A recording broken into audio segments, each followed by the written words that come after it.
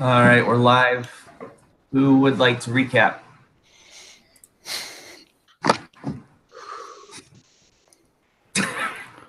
I can only recap a part of it because I didn't take extensive notes because it was mostly just us talking about what we were going to do. Yeah, it was like all planning. Yeah, but we spent, it was Ivar met up with Petrie, and we were planning on how to best. It was Marthau. Yeah.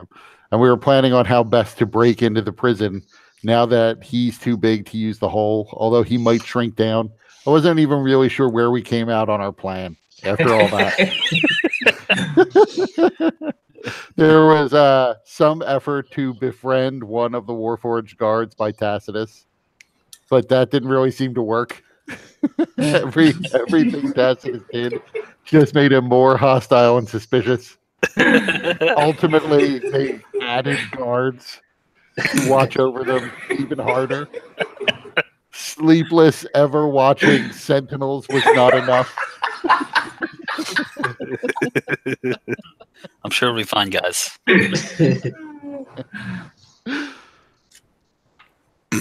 And then Martha and Ivar had to spend another night outside the magical field that's protecting all the prisoners from the effects of the Mournlands.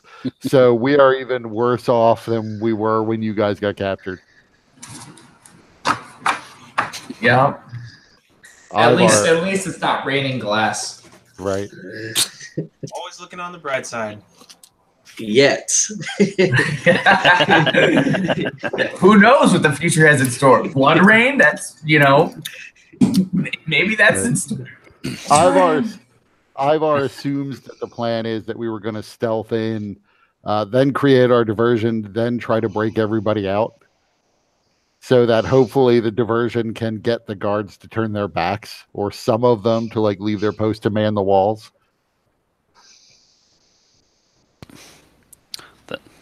That was the hope from you guys, right?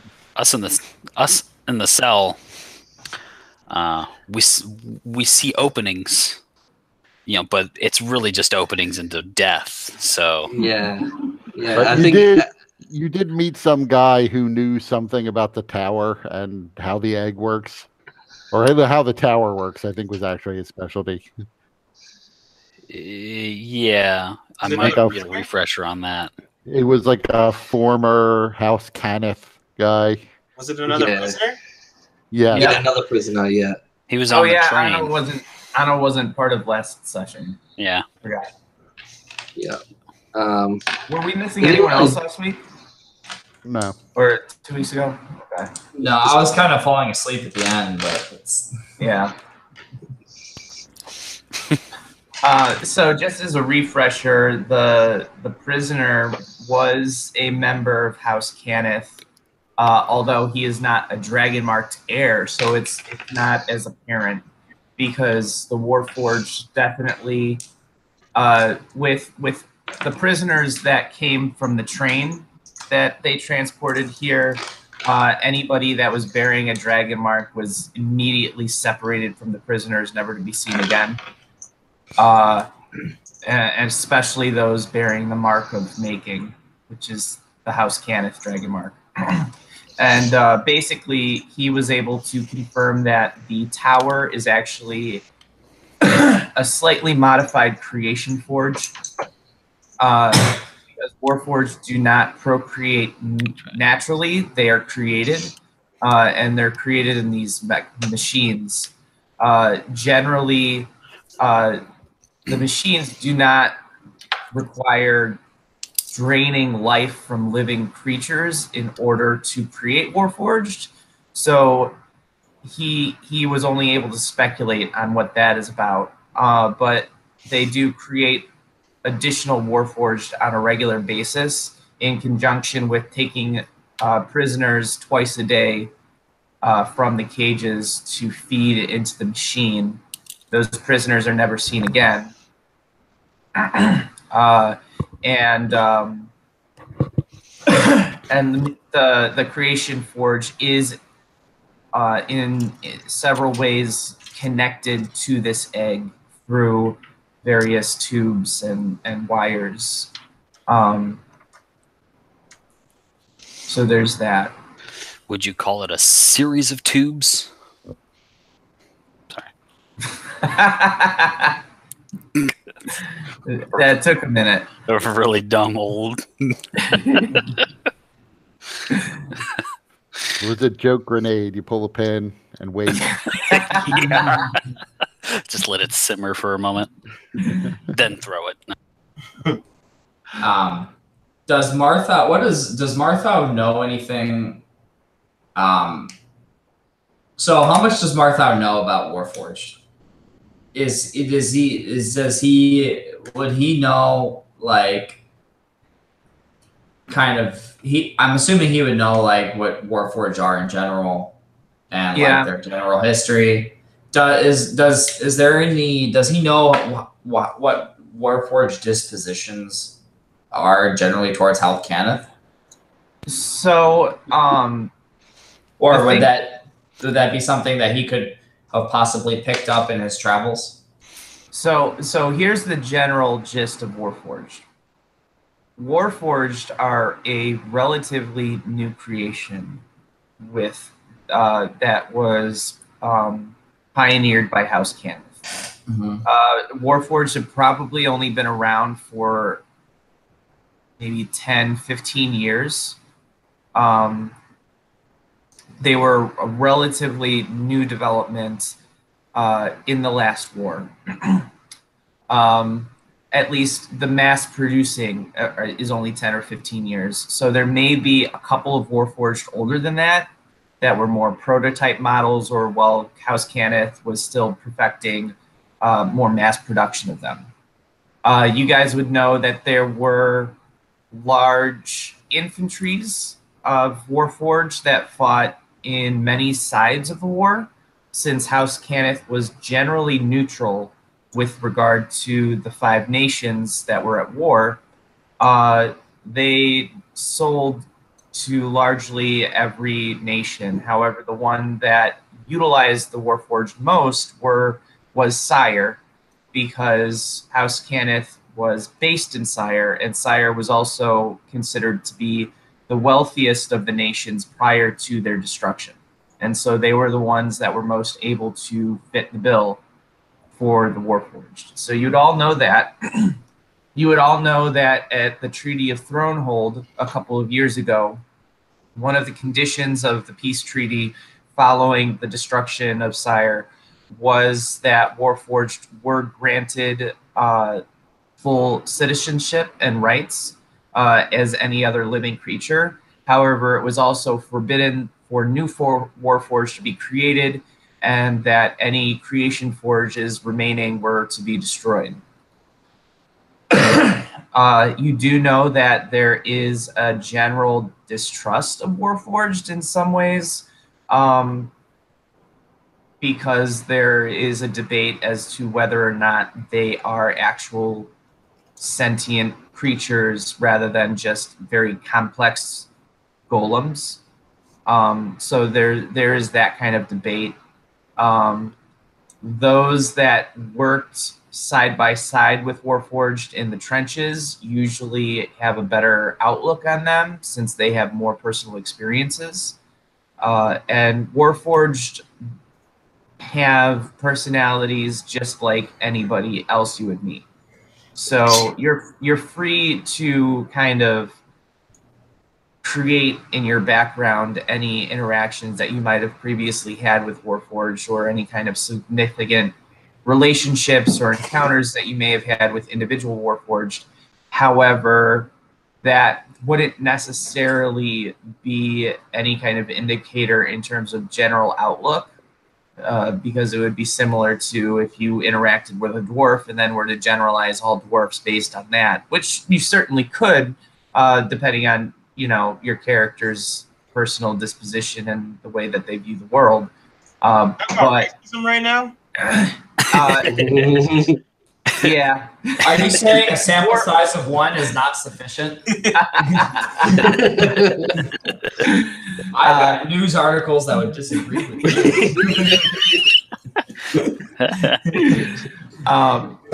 Were Where are these sources? Fox. Fox and Friends. Fox and Friends. I just picture Trump like he's given up on chewing. He's just lining Kentucky Fried Chicken, mashed potatoes and gravy, while just in front of those Oculus Fox and Friends hookups. I could go for some Kentucky Fried Chicken.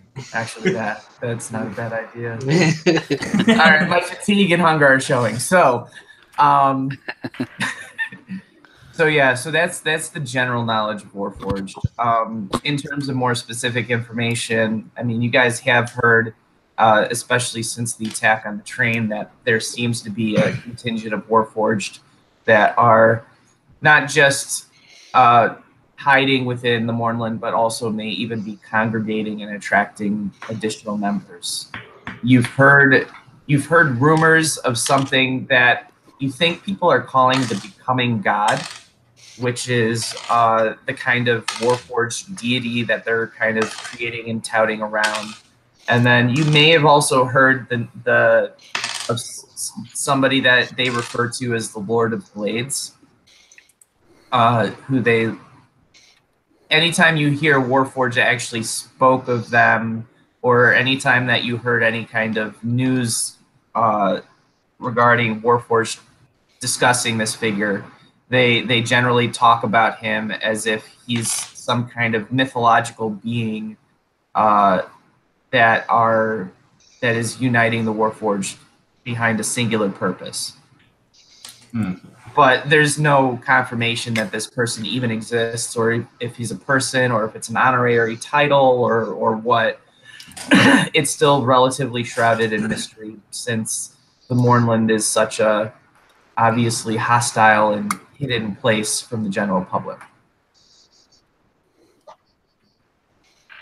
But you also have heard whisperings within the Warforged, for those that are in the prison camp, about both Warforged and people talking about this Lord of Blades, and people having claimed to have seen his silhouette. And those people describe him as a Warforged that is slightly larger, but is absolutely covered in these huge slashing blades all about his body. Slightly larger than what? Slightly larger than the average Warforged. Okay, so not like the big guys. Right, not Warforged Titan size. Gotcha. Good question though. Yeah, It's like slightly bigger than Warforged Titan with a billion fucking blades. Well, we're just gonna avoid that, obviously, or die trying. Also, just as a reminder, Ivar and Martha now knows from their conversation had spoken with the Lady of the Mists, and she had stated that she's powerless to enter into the compound because of some kind of energy field that prevents her from going very close. And so, but Oh wait! More importantly, she was my daughter. yes. Well, you'll see. She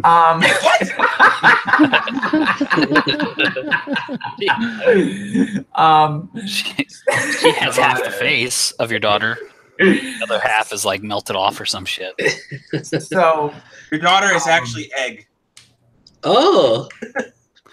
yes, it's an extension of Egg. Eggs turning green. And she has agreed to create a distraction, and will do so once she sees Iva release some kind of fire or flare into the sky. And she needed some time in order to prepare it, but that time is past. All right, so Ivar and Martha, we see this little tunnel, and there's like a big wall, little tunnel, and this giant egg with things like tubes, a series of tubes hooked into it. This gun-looking tower thing. I'm just trying to visualize it here. Well, do you guys still have the map? Shall I resend that?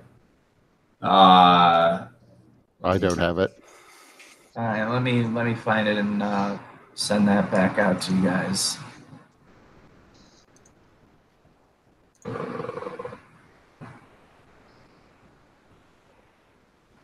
Oh yeah, I see your map. Yeah. Okay. I mean, I vaguely remember it. I know that Ivar's thinking was we sneak up to the wall and then through the hole and then sneak along the inside edge of the building. What's rubble? Rubble. Rubble. Oh, okay. I may have misspelled it. I don't know. But all right. So to set the scene, you guys, when we ended last time, you had begun a long rest. Those of you in the prison camp, naked with the other prisoners after having just been having endured more prisoners being taken, you are you're sleeping as best you can despite the uncomfortable nature of your situation underneath the night sky and exposed to the elements. Meanwhile, and you can't huddle with Petrie for warmth because of the crabs. yes, he's got those endo crabs. So meanwhile, Ivar and Marthau had found a abandoned home that was pretty trashed, but still structurally sound enough to provide shelter, not only from the elements, but the occasional Warforged patrols that you guys see coming and going around the area. And did everybody get the map? Yes. Okay. No. I didn't. Yeah, I don't have the map. Doesn't seem to be attached to the email you sent. Seriously? I didn't even get an email. Yeah, I didn't get an email. Oh, I mean, I guess maybe that email was the one I'm looking at is a different one. All right, I'm just going to download it and then send it again. So you said I could prepare any of my spells because of my keen mind? Yeah, you would have. I imagine that you study your spells pretty frequently, even if you're not preparing them. So we got a full rest, yeah? Yeah, for the most part. I mean, it's very uncomfortable, but How's that healing go? Is it still reduced or? yeah. So you guys are still under the effects of the Mornland. It's just that the progression of the corruption has slowed a bit. So let me pull up. What is it? You guys are at level 2, right? They were at -2 when they were kidnapped. Okay. 2 So- D20 rolls. I see. So yeah, so you do get full hit points back after the rest. But any hit dice that you spent do not recover at all. Ooh. So that's for everybody. Then Ivar's at -3. I don't know if Marthau's also at -3.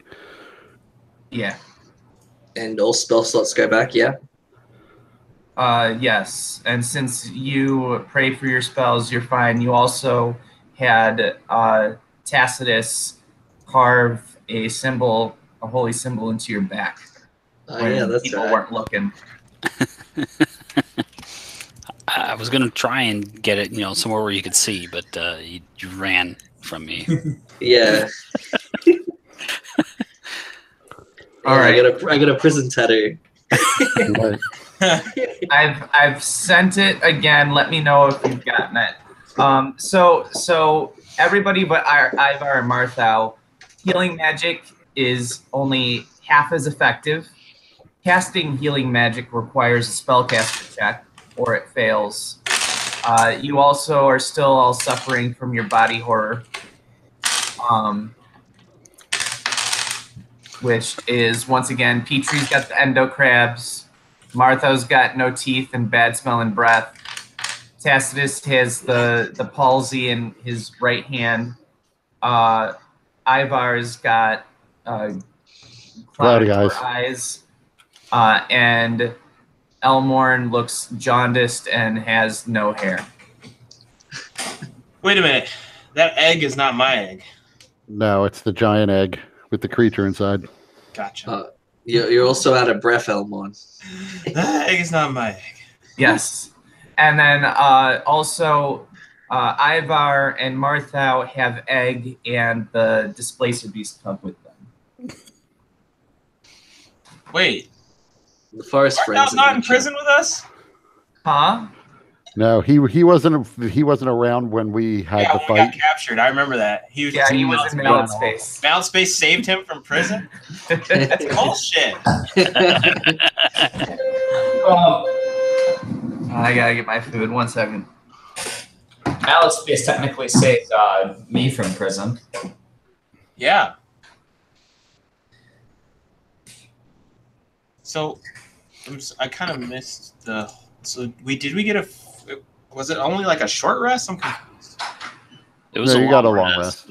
Oh, so does our health go back up or what? Yeah, our HP, because you're in prison with us, your HP goes up to max, but you don't recover any of your hit die that you might have used. Gotcha.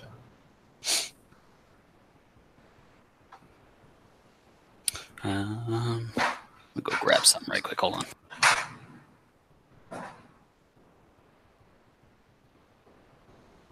Means we can prepare different spells, yeah? Yep.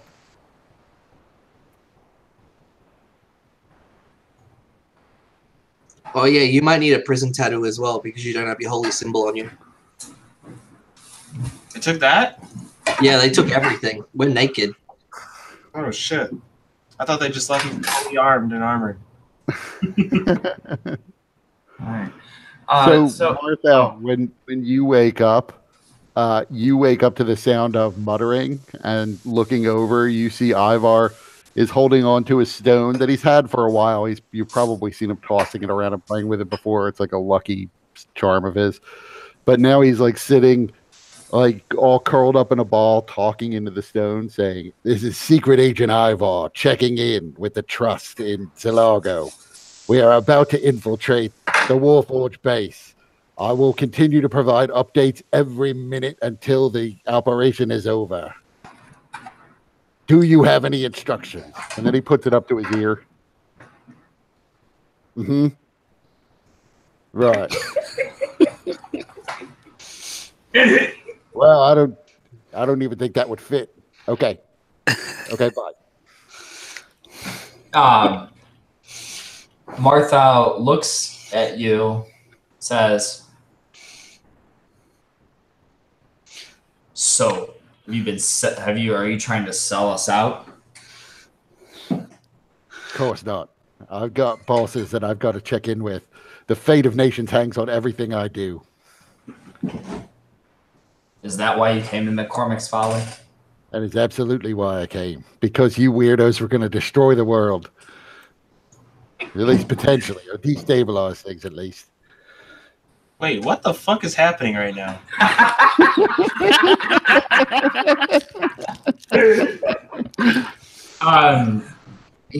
As he looks at you, and Martha is like kind of his brows furrow, and he sees a dancing praying mantis on your shoulder. He's like, and he just goes and he like slaps it. It's like, "You better watch yourself. There's dogs out here." Ivar tries to reflexively protect Egg when he comes up trying to slap whatever's on my shoulder.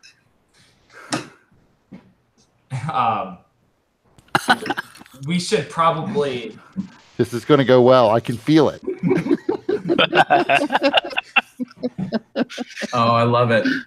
We should probably kill that egg.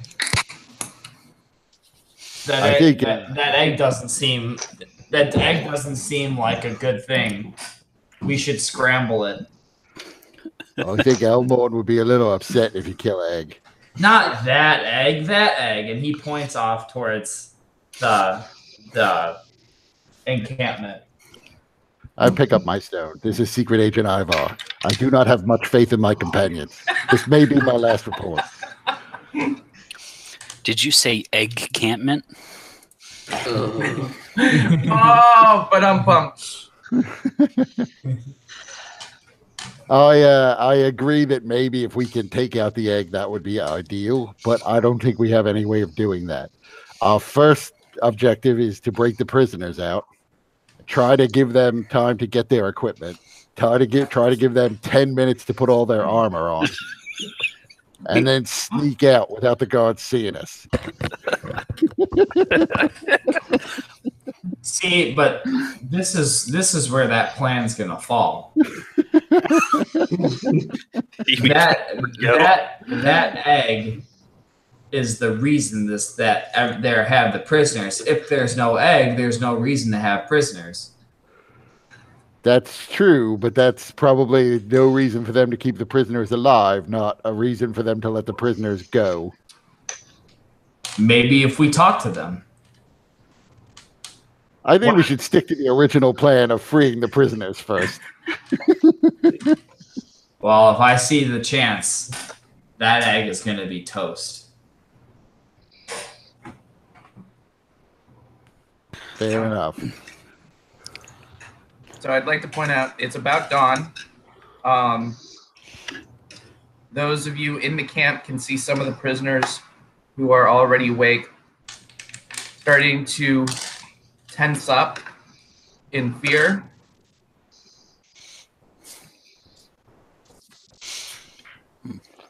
I would have slept like towards the back, furthest from any gate. Can't hear you, Kurt. I said not near your friend, the gate guard.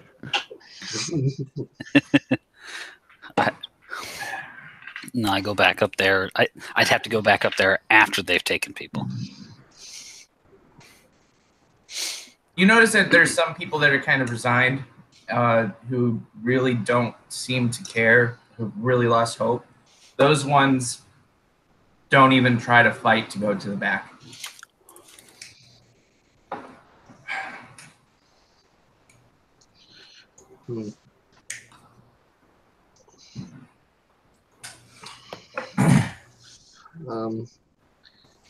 Petrie would try and gather Elmorn and Tacitus together, and he'd be like, so why do some of these guys have big ones and I have a little one?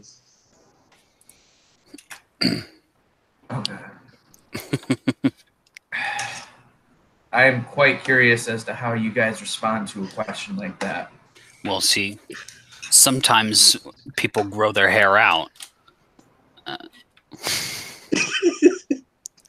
And they just keep it in ponytails. You can do that with that? And I walk away.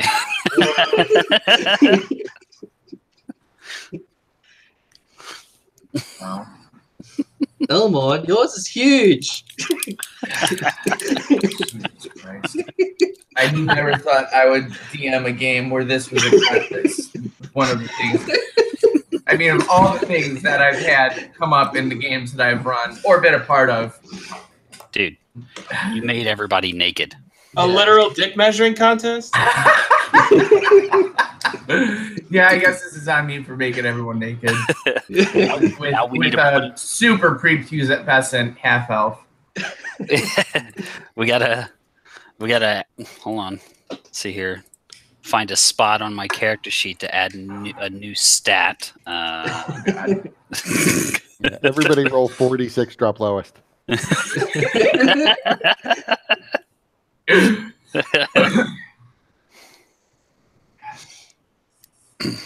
All right, so everybody give me a perception check.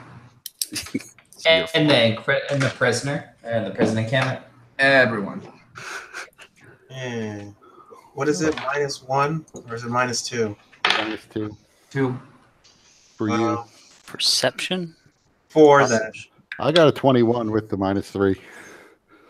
Let's see. 16. Oh wow. That's a nat 1. I got a 5. Looking at people's dicks. I'm just pointing at them all. Like, oh, look at that one. Oh. That one's curved. Hopefully they're not erect enough to measure curve.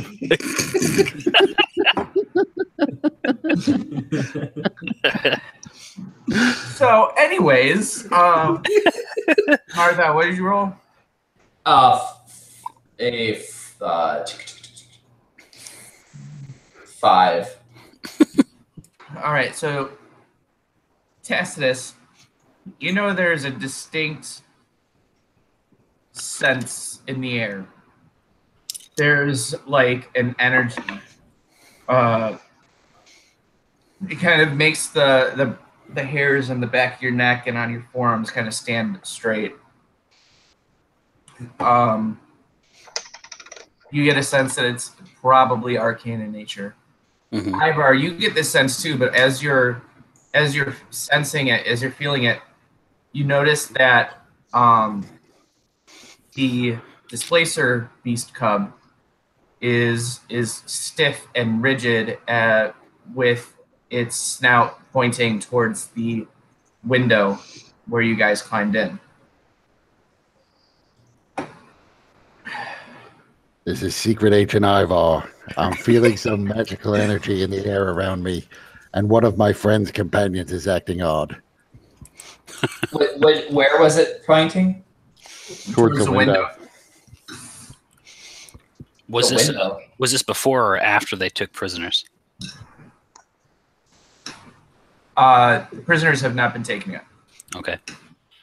But you also did not notice this last time when the prisoners were taken. Right. Now, whether or not it's just because you didn't notice it or what, you don't know, but you're noticing it now. Mm-hmm. Martha says to Ivar, I think you should alert the Lady of the Piss. I thought we were going to do that when we got closer. Because we don't want, like, it might take us a couple of minutes to get from here to where the cell is, and we don't want all of the distraction to be over. Then we should hurry. This green sun is freaking me out. So I peek up over the edge. So you don't notice a green sun, but what you do see is a light patrol of Warforged that seem to be walking in your general direction. I will duck back down then. after feeling this, if I look up at the arcane one that kind of watches over, does he seem to be having any sort of reaction? I think it's the Arcane 5 that watch over. Maybe more now. Sure. That is actually a very good question. Give me an insight check. Guys, I'm really good at those. You can have advantage on it. Whoa. Oh, that makes it a lot better. 18. They're definitely reacting to something. They're kind of looking around. They seem to be more vigilant, although they don't seem to be necessarily talking about it. Vigilant, but like uncertain. Yeah. That is actually a very good way of putting it. They're kind of uncertain. Are any of those like ground level? No. They're all 20 feet in the air on top of the wall. Fucking bastards think they're better than everybody else. I'm gonna go over to my my new friend.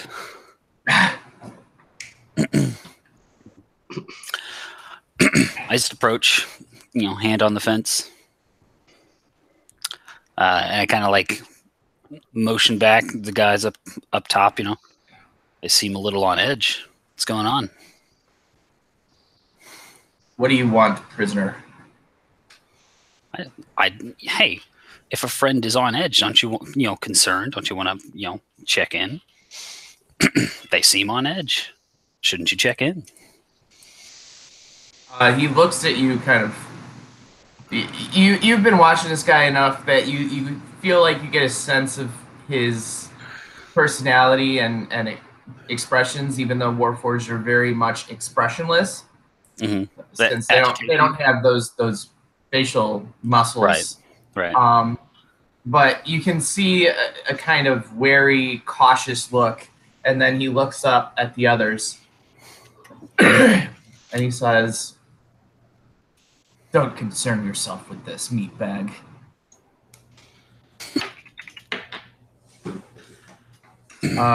But then he does kind of signal to somebody else, and then they kind of step away for a minute, each one kind of making sure one eye is on the prisoners. And then he walks away, and then you see a Warforged actually climb the wall and start engaging with the wall Warforged. Alrighty. Man, I really wish I had the clairvoyance spell. Oh wait, I can hear what they're saying.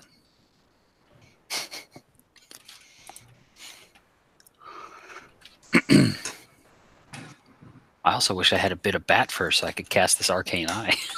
I want to take a look around while I'm sitting here doing nothing. So Ivar is going to signal to Marthal that there are people outside and to be quiet. And Marthal gives a thumbs up, but to his right.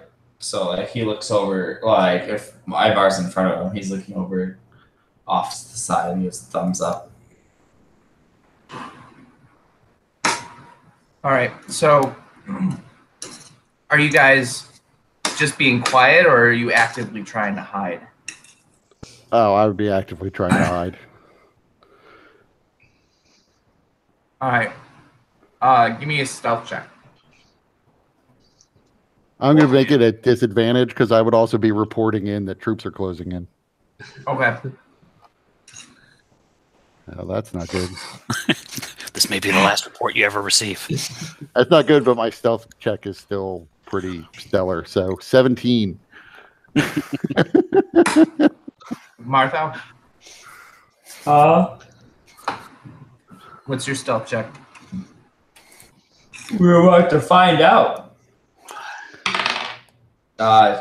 Terrible. That's a 6.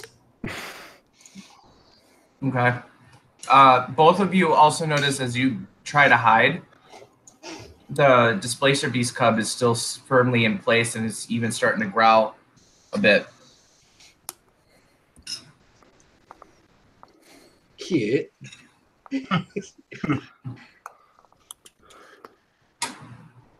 Well, he's a lost cause.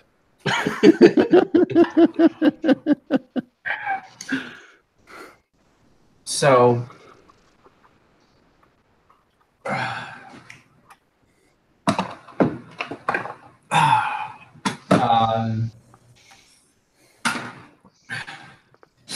so you see well, you don't see much because, well, where are you hiding? Are you trying to hide like your back's against the window underneath? or Yeah, away from the within window. some rubble or something? I would try to have my back up against the wall, away from the window. So they might be able to see me if they lean in. What about you, Martha? So we're against the wall right now. Okay, so you're with Ivar then? You did that? Yeah. So I would be just trying to follow suit. So you hear, well, you get a sense that something is close to the window. And if you look up towards the edge, you can see like the fingers grasping around the edge of the window. And you can see like one of them peek in and they see the displacer beast. And the cub is really first standing on edge, looking like it's in a really defensive position, almost ready to pounce. And you can hear the Warforged kind of talk to his companion. Threat assessment is low. House seems empty. And then just as the fingers begin releasing, Martha sneezes.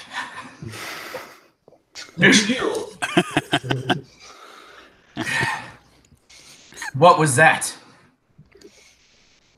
And then you hear them clicks and metal grinding and stuff, and you hear them say, identify yourselves or be destroyed. You get to join us. Is there anywhere else I can hide away from Marthel?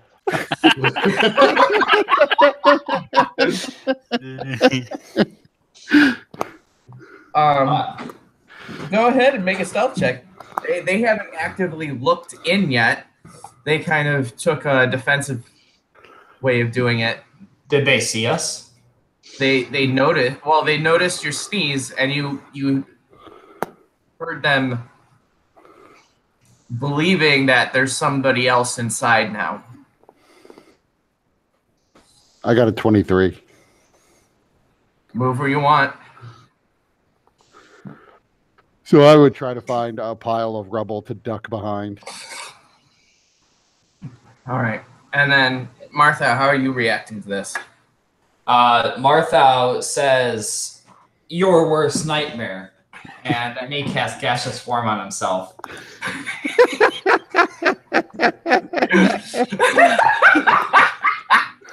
You cast on yourself? Gaseous form. Oh. And then what do you do in your state of gaseousness? As a gas, am I like just a cloud, or can like I manipulate my gas? So like, can I like try to stay low to the ground and like cloud on the ground, or have you ever seen the Interesting World of Alex Mack? No. Well, she's somebody that can turn to liquid. So anyway, you do what you want. You're gas. So I'm gonna lower to the ground. So I'll be like kind of a thin velour fog on the ground. All right. So, you hear the Warforged announce, "You have 3 seconds to comply. Remove yourselves from the dwelling with your hands raised in the air." And then... How many of them were there? How many did I see? 2. So after 2 seconds, something gets tossed into the middle of the room. And then there's a sudden explosion of light and concussive force. So, Martha, you're gas, so you're fine. You just kind of dispersed a bit. But Ivar, go ahead and give me a Constitution save. Oh, 7. All right. So you're momentarily blinded by this explosive thing. Martha, you see the poor Displacer Beast cub get knocked across the room, and is now kind of curled into a ball. Martha can't really say anything because he's just a cloud of gas hanging around, but he would feel sad. You could fart at it. Like a whisper one. All right, so Martha, you also see these. One of the Warforged jump from the window into the room. The other one plows through the door, weapons raised. So go ahead and give me initiative.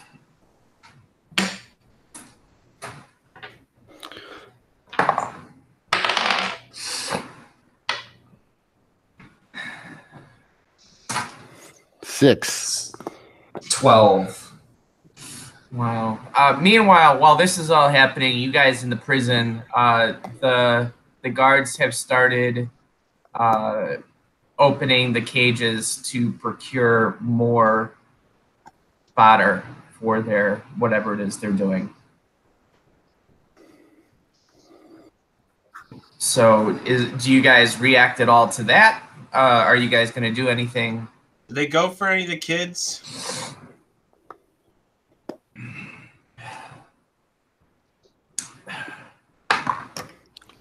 Yeah, there's one little boy that one of the Warforged has grabbed.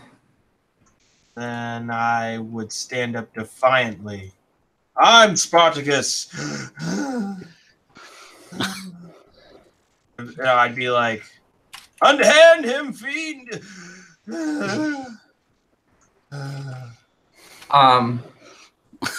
So they just if you're just talking, they ignore you. I shout. Unless you are you going to back that up with any kind of action? I breathlessly make my way over to grab his giant Warforged arm, and I slap him with my giant black dick, and then. Whoa, it's huge! I'm sorry. I shouldn't say that on your stream. I'm sorry. But no, so I was just kidding. Yeah, but no, I would have tried to physically impede him from continuing. Okay. Elmorn would not want to see the child taken.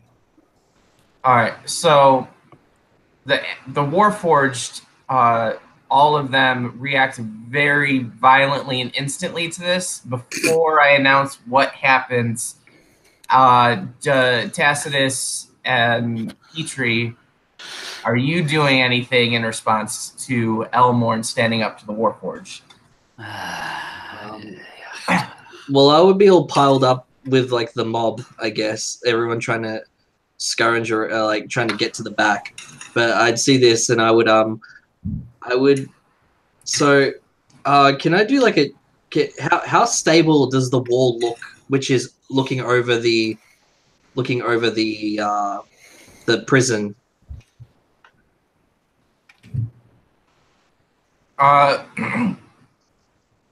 Do you have any kind of proficiency in like carpentry or anything like that? I doubt it. Yeah, nah, definitely not. Do you have any tool proficiencies? Nah.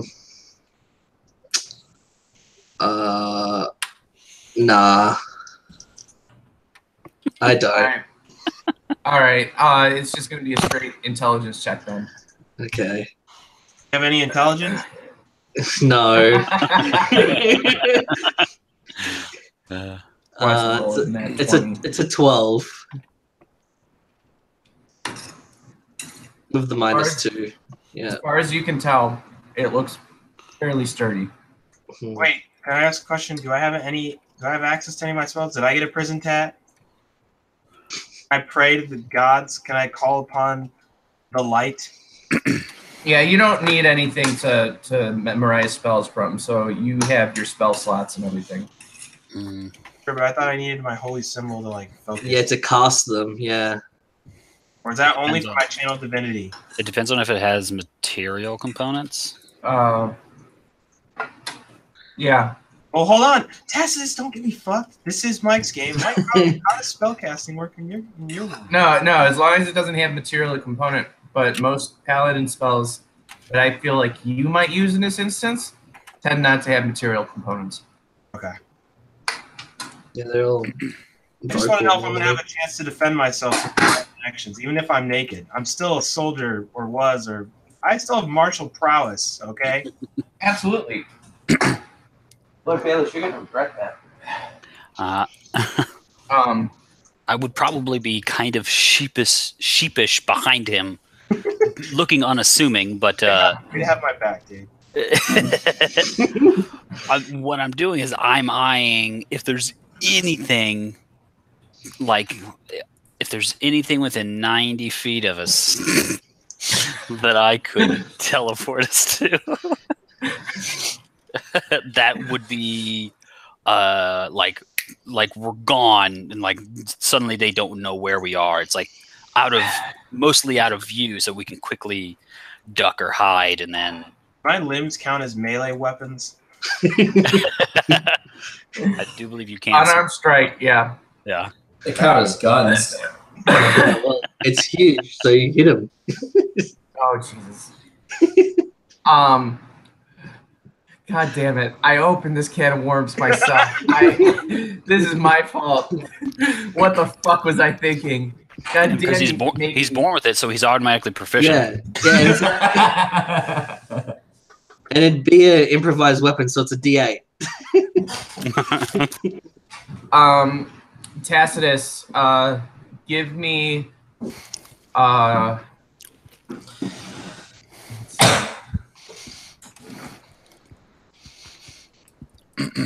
Are you a soldier, or do you have the soldier background at all? Yeah. Okay.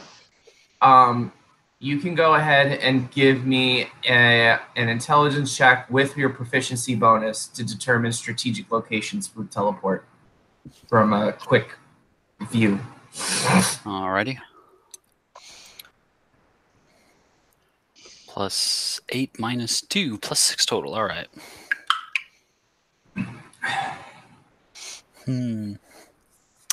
That's pretty good. 23. How's that vindaloo? Oh my god, it's so spicy. That's why I was telling Lord Baelish that she'd make a mistake, because I put it on the ground with the remaining like sauce and rice and stuff, and she was looking at it. I was like, you're not gonna be happy about that. Anyways, sorry, distractions. You know, from what you've been observing with the Warforged marches and stuff,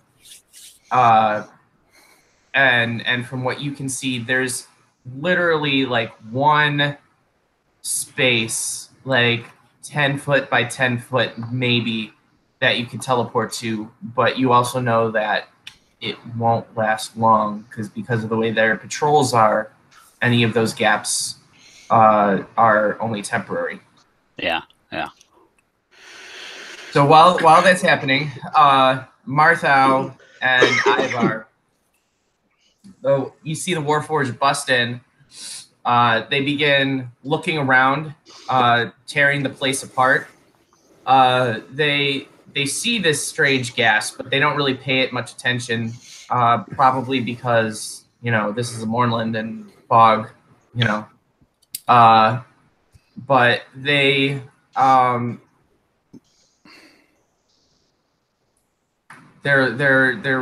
totally trashed into place looking for Ivar, currently unable to find him. So that's their turn.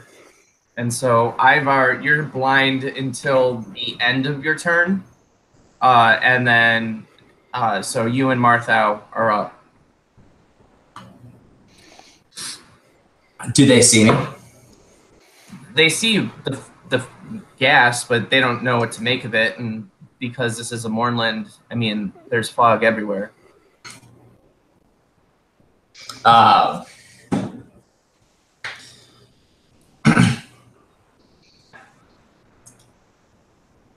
So in this room, they said come out, but are we inside or are we? I'm confused.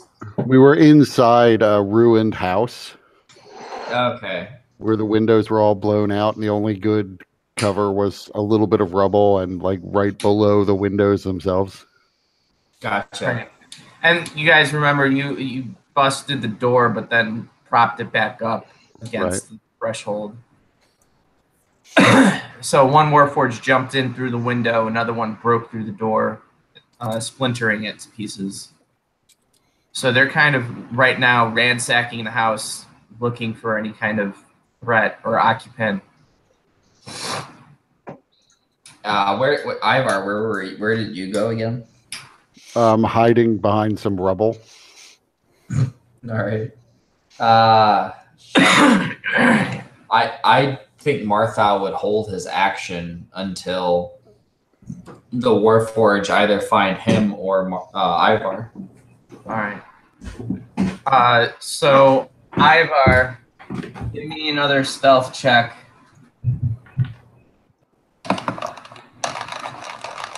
25. All right. So the Warforged currently have not found you. At least you don't think so. You shake the blindness from your eyes, and you know you're seeing like stars and everything, but you can see fairly clearly now, and you can hear them just busting this place apart. And if you kind of peer around, you can see them kind of just destroying the place. They're not really giving any mind to the Displacer Beast Cub, but yeah, and the Displacer Beast Cub looks pretty hurt. You can see that it's still breathing though. Well, once upon a time, I had healing potions I could have used on it, but I'm sure there are bottles of colored water now. They turn to snake oil quickly. Or living spells that just want to eat you.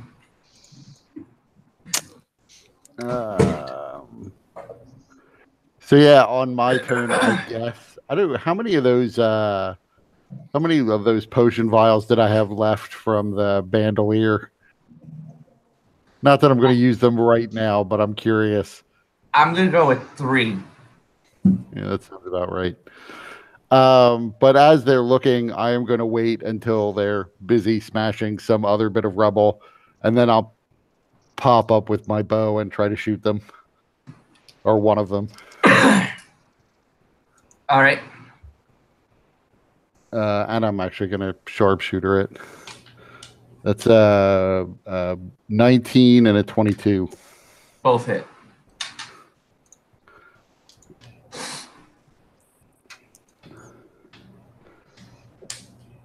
What's the bonus?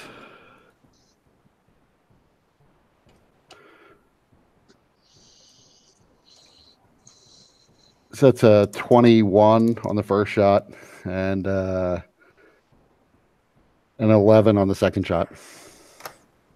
All right. Go ahead and describe how you slay one of the Warforged. So as he is kicking through some rubble, trying to find if there's anybody hiding in there, I pop up and launch the first arrow, which goes in this black inky arrow from Zoriat that goes through his chest. The second one I put right through whatever that thing is called in his forehead. The Galra. And it just vanishes inside this black arrow. but completely rips apart the inside of his head. Nice. Cool. So that Warforged goes rigid and then just tips over. And then you can see the other Warforged begin to react. Martha, at this time, if you want, you can use your action.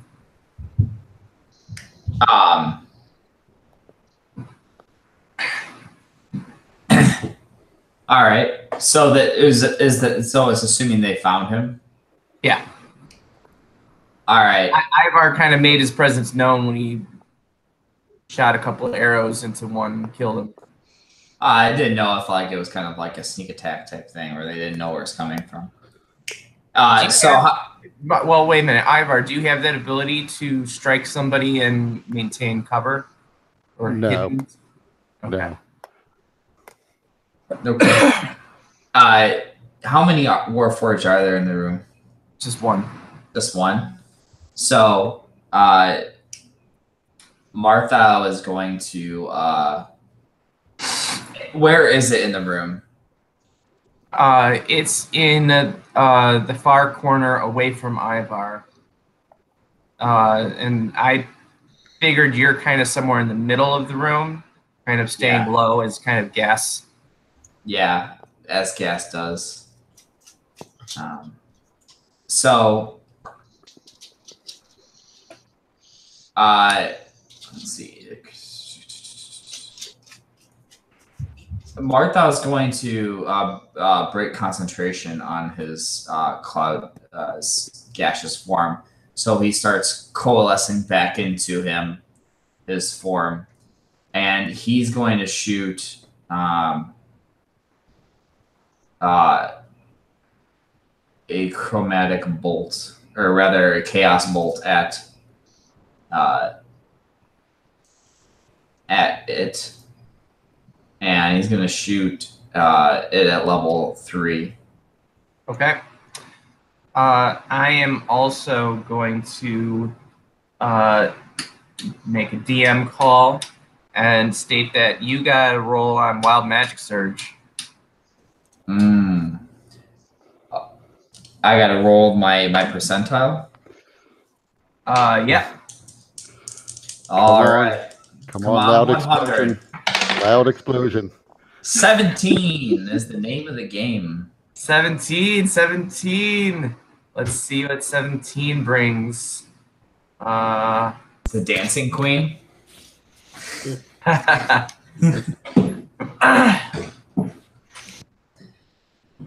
You've had this one before. It's not as cool. Oh well. Just make a roll. Well, I'm gonna give you the option. If you want, you can re-roll. Of course, could be good, could be bad. I'm gonna re-roll. Oh, All no. right. Yeah, 100. It was probably good. That's why it's boring. It was good. What's bad things bad? Martha currently has auditory, visual, and mental hallucinations. So anything he does at this moment could be suspect. So this is 39. All right, 39. Oh, all right. You regain 2d10 hit points, but you smell like a skunk for the next 24 hours. Oh man, I already had full hit points. Do I get temporary hit points? Yeah, I'll give you temporary hit points. Also, your All breath right. stinks. Does my breath stink or does my whole body stink? Your whole body. Yeah, You're just like smelly. You're just extra smelly now. Yeah, so that gas obviously left a residue. yeah. Hopefully these Warforged don't have olfactory sensors. Hopefully I can overload them. All right, so go ahead and roll your attack roll for the Chaos Bolt. Okay.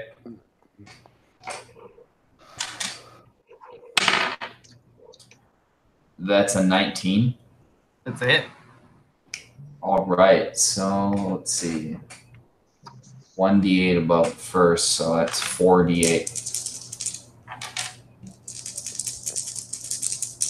Come on, baby. Well, there's only one, so I don't get the advantage of the jump. But Well, wait a minute. So you don't have any doubles? I do have a double, but there's only one Warforged here. Yeah, I'm gonna overrule that. You can jump it. Okay. You can make it hit it again. So I've got 2 5s, so we got 7, 2 5s, and a 2, so that's 17, 19. And we're gonna go with 19.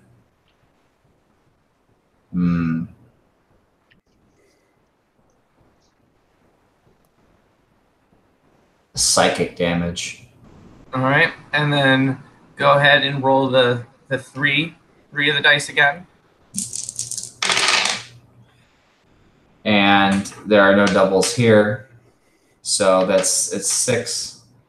And we're gonna go with let's see, 3, 2, 1, 6 acid damage.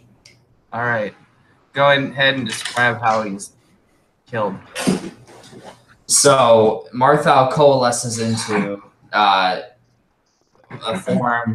powerful stench just erupts from around the room, and he looks emboldened. 2 bolts subsequently come out of his hands. The first one splatters and kind of goops on, and it aims towards his head. The second one goops onto his acid, and then goes in and just eats his head away. And then he falls. Nice. So,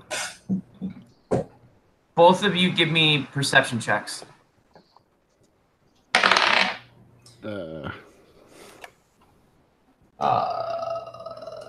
5. Let's see, 20. Not natural. All right. Martha, you see from the one that Ivar took out, something begin to move in its chest.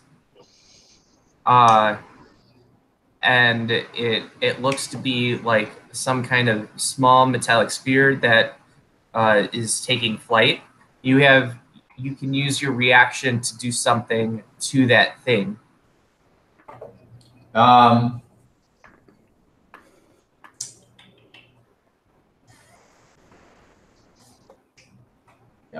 Let me see. Give me a second to think here.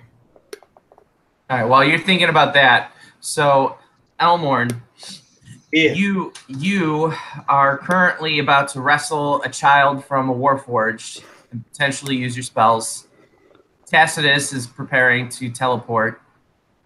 Petrie is looking at the wall. That's not the wall.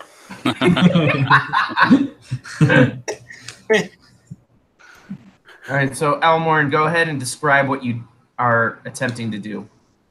Well, I mean, I guess I would just be like, take me instead, basically, but like, don't take the kid. And I would grab the Warforged if they weren't listening to me. But then you said they reacted violently. I want to see what they do. I'm not gonna like instigate the fight. I'm just trying to stop them from taking the child. Okay. If you're saying take me instead, they'll just look at you. The one that's grabbing the child will say, stupid meat puppet, and then tosses the child like violently against the cage wall, and then several Warforged grab you as well as a couple of other people and begin dragging you out of the cage. Well, that's where I step in. I look at the kid. Is he okay? He's knocked out, at least. A little bit of blood. Father or something? Fuck. Well, you know, people are going to the kid, you know, but at this point, you don't even know if any of them would be his real father. Just want the kids to be okay. So they grab Elmorn. Hand on his shoulder. Thunderstep All right. So to the spot that I spotted. We're gonna do an opposed dexterity check to see if the Warforged gets a reaction to you trying to touch Elmorn. Would this be an almost sort of initiative roll? All while we're naked. Because I'm not good at dex, but I got a good initiative. You know what? I'll allow it. Come on.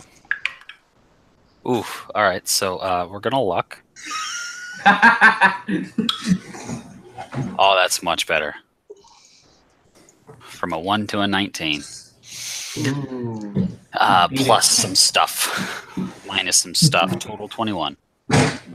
Oh, okay. So you beat it pretty handily. All right. So you touch Elmorn.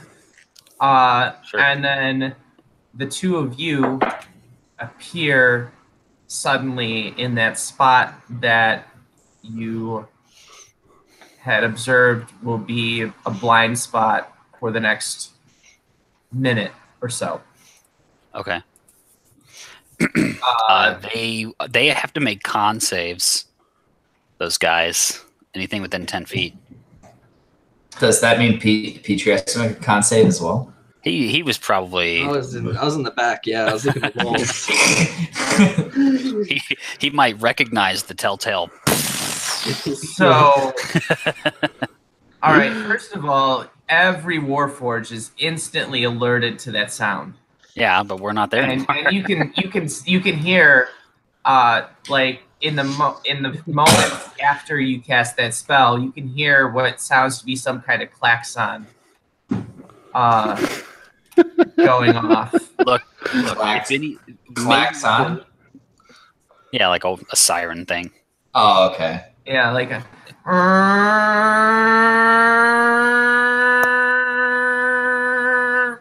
Listen, if we're lucky, this is the signal. Now the lady will show up.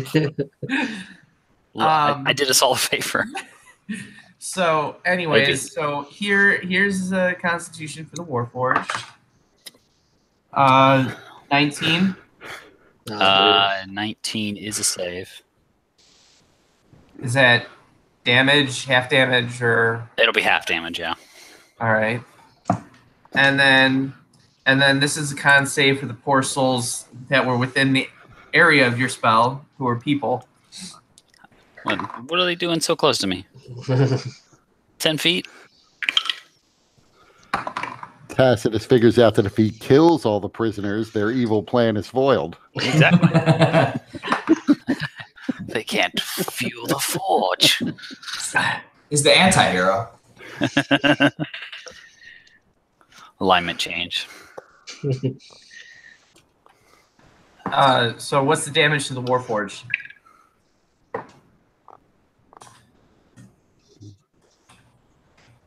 $23 cut in half, so 11, I guess.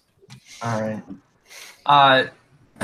So Petrie, you see that those Warforged are pretty damaged. You can see 3 people that move out of the way pretty well. And then you see another 6 individuals just disintegrate into blood and bone. Oh. How many people are in the prison with me? Quite a few less now. There were about maybe 25 or so, I think. How many did you have? How many did you make me kill? 6. I save 1 and you kill 6. Yeah. One of them may have been the child, too. Hey, But you guys don't know because you're gone.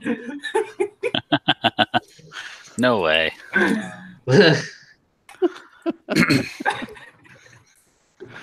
So, Petrie, how do you react to your friends just suddenly disappearing? I'm looking at the wall. At 1 second, I turn around and there's blood and guts in it over there, and a knocked over Warforged, and I'm just like, why'd they leave me here? I was why'd they do this? And yeah, that's all I do. I'm just so surprised. And all the prisoners turn on Petrie, seeing their friends now dead. What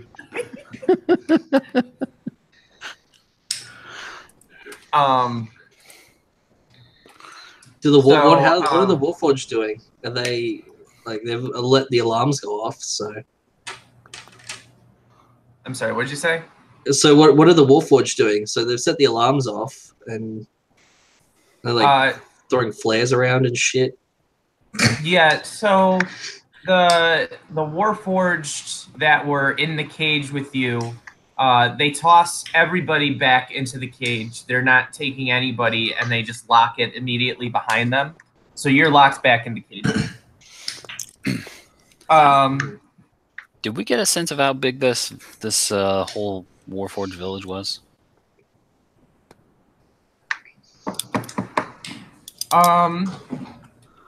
It's probably about the size of 3 to 4 city blocks. Okay, I don't live in the city. All right, 3 to 4 blocks. I'm just curious because like the boom is heard out to like 300 feet. I don't know if freaking Marthau or Ivar might have heard that. I'm gonna say that even if they didn't, they're hearing the klaxon. So you guys start hearing the klaxon, and then also Petrie, you see that 2 of the Eldritch Warforged are suddenly, they emit a green energy that covers every single person in the prisons, and now you suddenly are incapable of any kind of movement. You're frozen. Oh. Okay. No problem. Actually, give me a wisdom saving throw. Yeah. Okay. Wisdom. 11. All right. So yeah, you are frozen. Yeah. Play dead. Play dead. Yeah. What pose are you frozen in? It's like.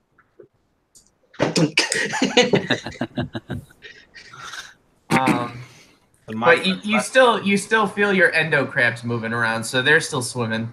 I'm that's the worst. trying to shake. Yeah.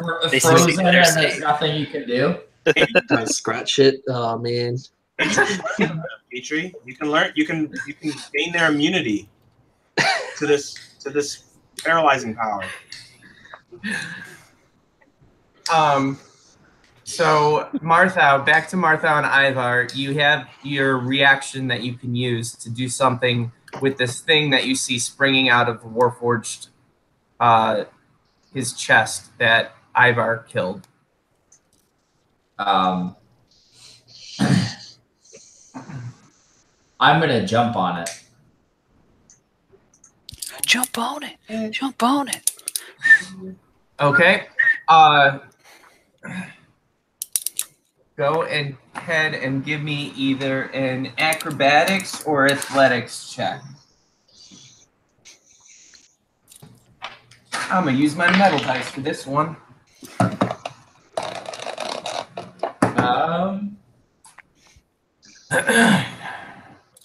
That's a 15. Oh, well, 13. All right. You absolutely abysmally miss. Like, you don't even get close to it. It just kind of zips up too quickly, and you land on the Warforged. And you're just kind of hugging the dead Warforged. Can I use an action point to like try to jump back up and grab it? You can. Oh, that was even worse. Never mind. Can I use an action point now that I've seen him move to try to shoot it? Yes, you can.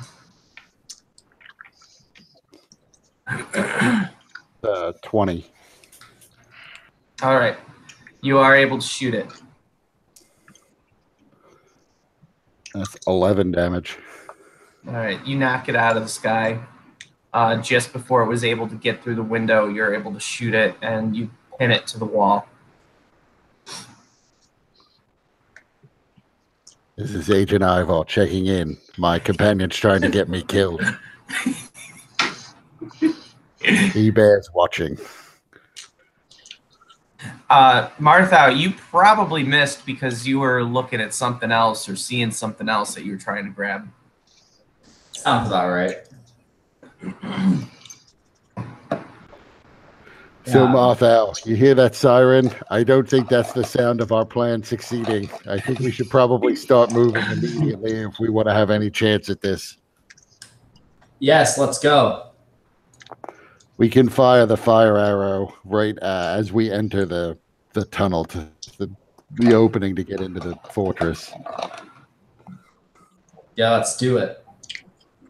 I'm ready. This green sun's that I'm feeling like a high, like a real high. I'm like sure you're high. Those Warforged are nothing. We could kill the entire encampment. At least that's what Charles says. Or would say. I miss Charles. Well, hopefully your enthusiasm will come in handy. This is Agent Ivor, probably my final report. We're setting out for the fortress to try to sneak our way in. My companion is a lunatic.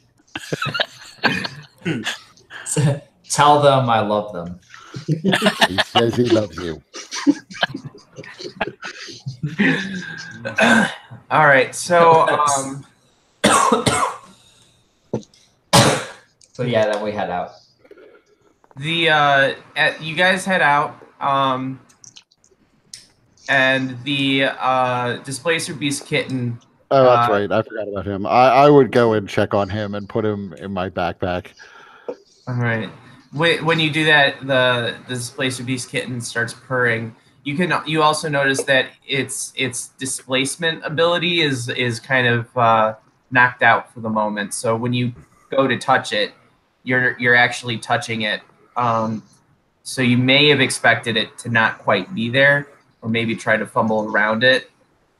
But yeah, and it's purring pretty loudly, as you put it into your bag. Egg, do what you can with him.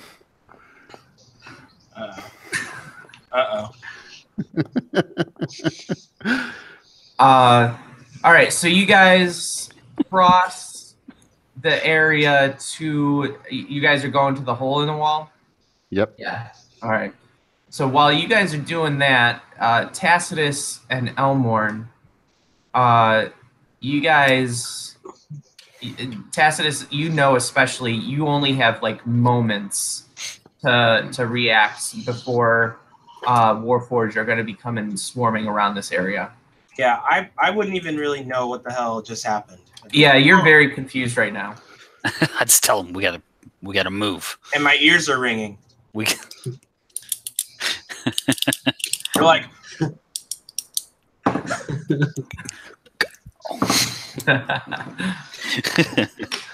just like shoving you along.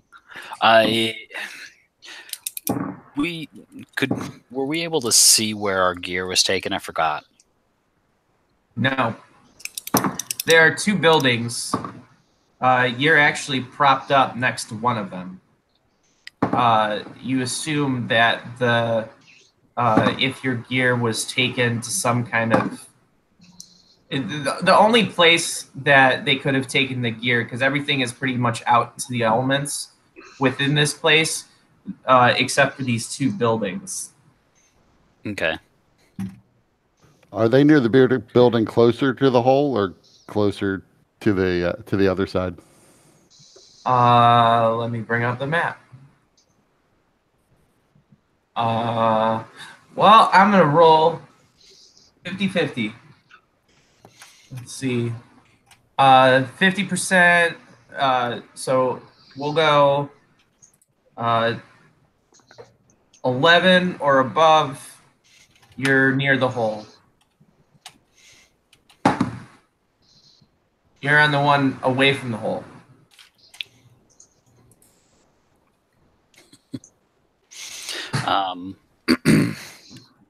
What?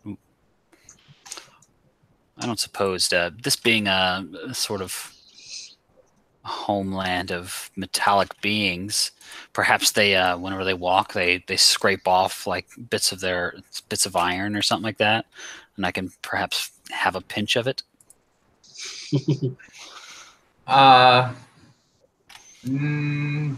No. Okay, sure.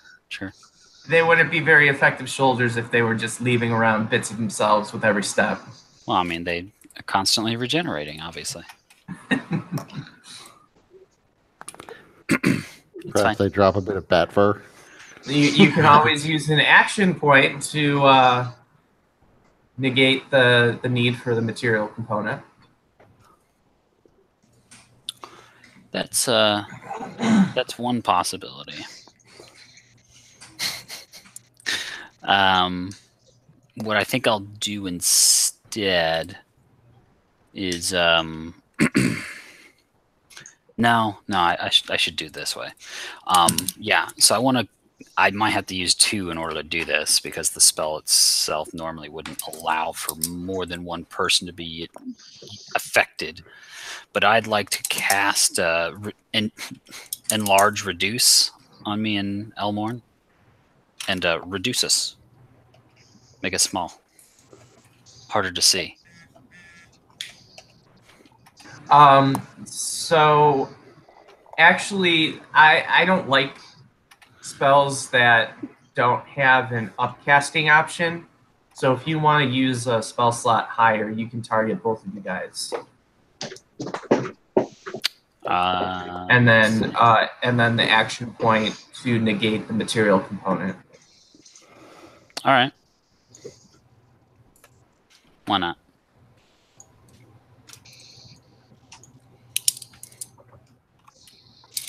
I shall do that then. I'll upcast and action point. So just hand on shoulder as the ringing starting to subside. Come on, we got to get moving. As we're like suddenly the wall is getting higher and higher.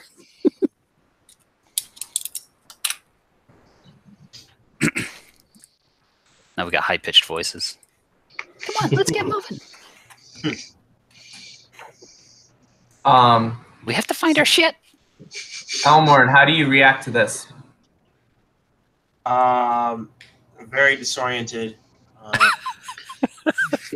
First of all, I was teleported randomly, and then shrank, and now tiny Tacitus, small Tacitus, is telling me you gotta move. Hey, but it's only tiny because of the spell. All right. Jesus Christ! I knew there was going to be comments. Damn it! Plus, as far as you can tell, he's regular-sized Tacitus, and the world grew around you.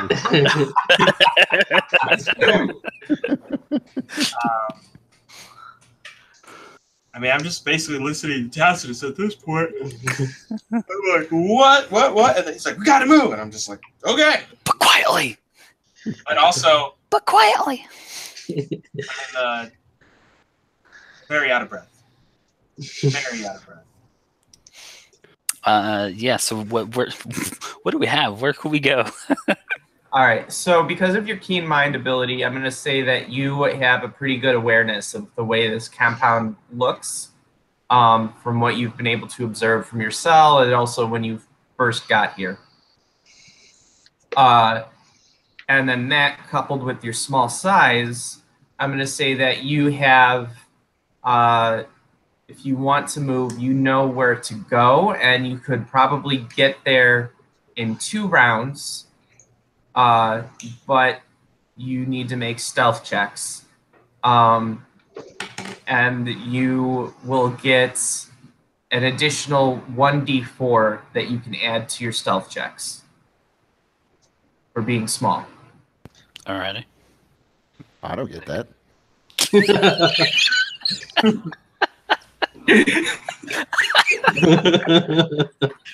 Touche. Well, as Ivar has already pointed out, the world is racist towards gnomes and people of normal size. So whenever we have to degrade ourselves, come down to your level, we have to be compensated.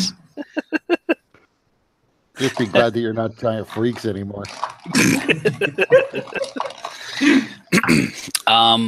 I'd like to be able to, I guess, see into the, have we ever witnessed any Warforged going into these buildings? No, because the entrances are not in view of the immediate view of the. Well, actually, one of them is in view. The entryway. So you would see occasionally Warforged come in and out of the one that was closer to the hole, but the other entryway was out of sight from the prison. And unfortunately, all the windows are now over your head height, so you can't easily see in. Yeah, it's fine. Whatever. Were there windows? No. No. Yeah. They're basically steel blocks, or not steel, stone blocks in terms of construction. Alrighty.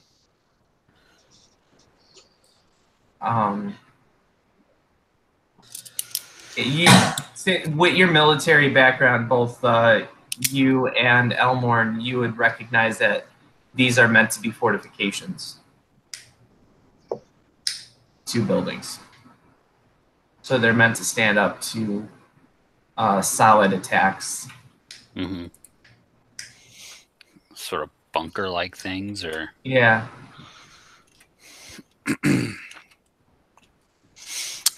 Okay. Well, I mean, we gotta try and get into this fucking thing. All right, but you got to get to the door first, so yeah. Stealth. Sure. With the D4, yeah? Yeah, both you and Elmorn. Alrighty. I'm gonna need it, because I got no bonus. Action point. Action point. Oh my god! Alrighty.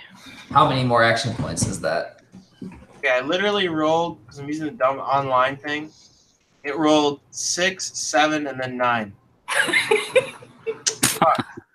gonna go get real dice. I got All right. a 15.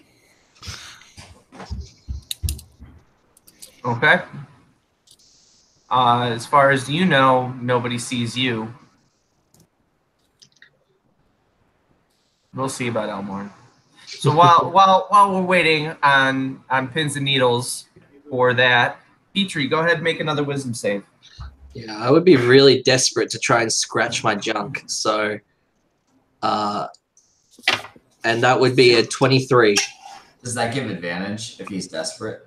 Yeah, I'm going red in the face. I'm just like, Yeah. So you managed to break the spell that you're on, so you can move. You still feel fuzzy and kind of like you weigh 100 pounds heavier than you normally do, but you can move. I scratch myself. And Were it we feels able to see great. that? All right. Elmorn, what was your stealth check? How much do I have to minus from this? -2. Oh, But fuck. then you add a D4. Yeah, I know. Still doesn't help. 9 plus 3 plus 10. After 2 action points, it's 10. Is that your final answer? Okay, fine. Another action point. give you I'll give you one of mine. All right, here we go. No, I'll just use mine. It's okay. Give it to me if I need it later. Here we go. That's good. Was it a 10? Roll a 4. We weren't meant to make this stealth check. All right, I'll use my last action point. Here we go. We still have to roll Natural another 20. stealth roll. I rolled a 16, but -2 plus so -1, so 15 total. That's exactly what Tacitus rolled. Yep. So we'll get caught together, man. So you guys don't see any of Warforged immediately as you turn the corner, heading towards the door. You can see the door, but while that is happening, Ivar and Marthau, you just get to the hole. All right. And then he's like, shoot the arrow. It's time. So I'm going to take out the arrow that I tied the alchemist fire to. And then as I draw the bow back, I'm going to break the flask and shoot the arrow into the air as it burns up. So once that happens, you notice that there is suddenly the fog, the cloudy sky, the fog seems to be coming down lower until the entire area is just ensconced in a very thick fog. You can't even see a foot in front of your face.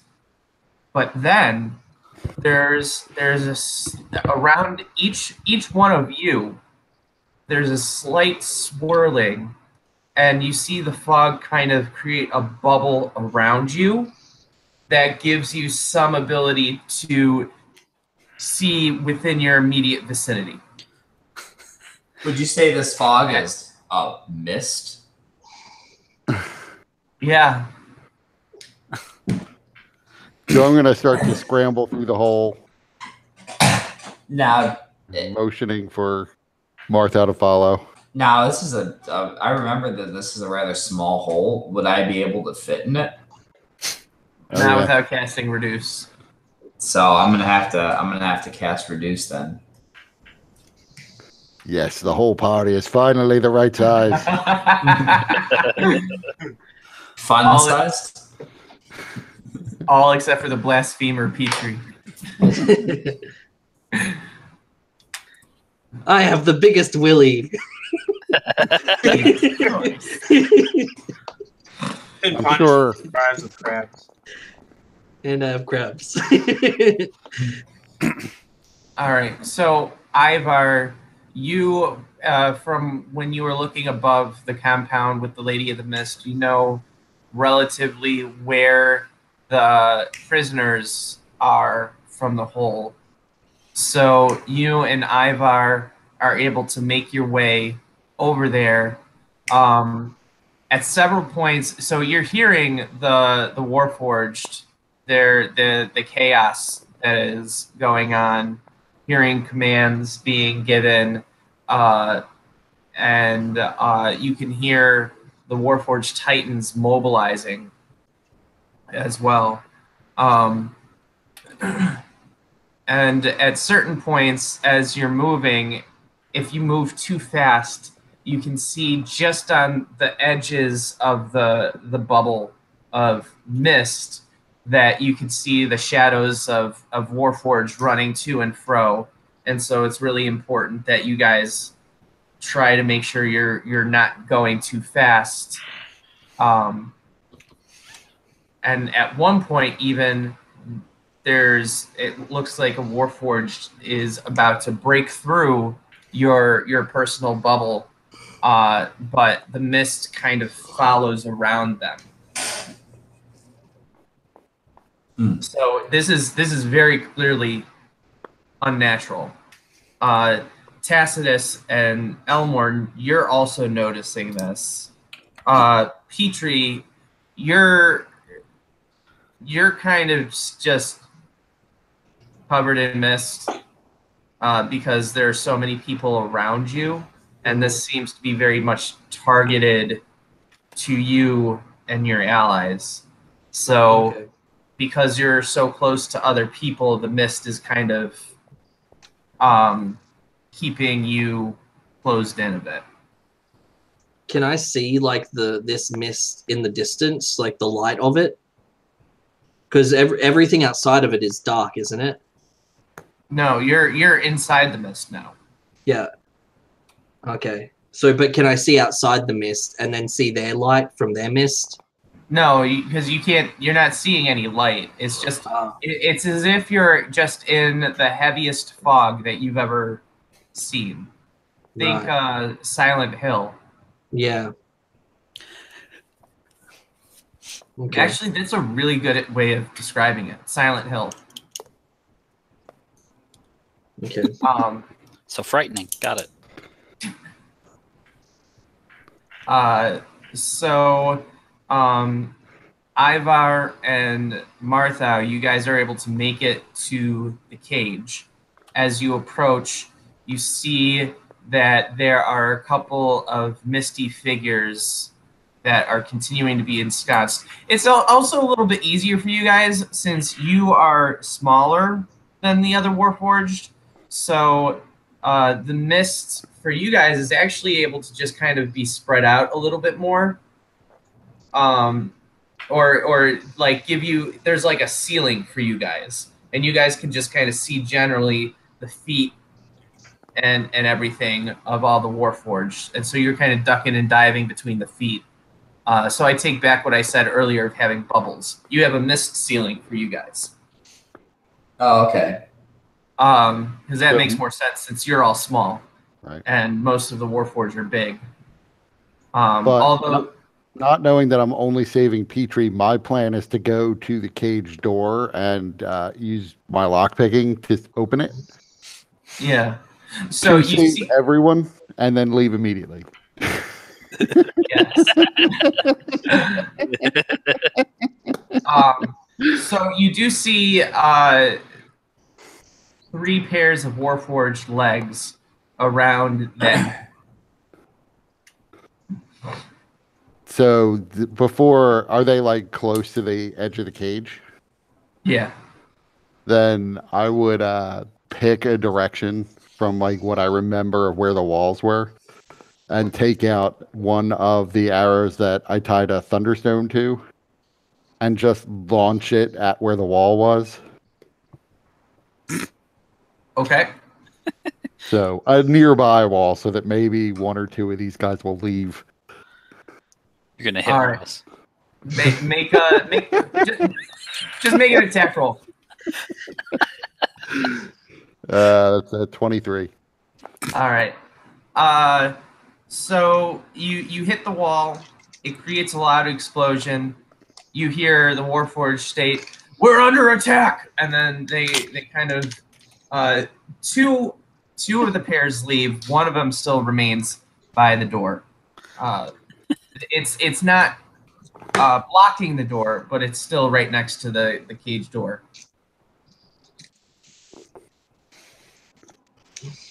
You ready to take this one out, Marthal? Yup. And he's gonna cast Chaos Bolt at it. And as he does that, I pick up my stone and report in. Secret Agent Ivar, we've approached the cage, but there is still a Warforged guarding it. Wait, he's casting it. I'll get back to you. So yeah, go on. Go ahead. I was gonna say I was gonna use an action point on that. Unless I can just get advantage because he doesn't know I'm there. I guess I don't have sneak attack. No, because I'm gonna. It's like this thing would this magic this bolt would just be hitting him out of nowheres, assuming he can't see.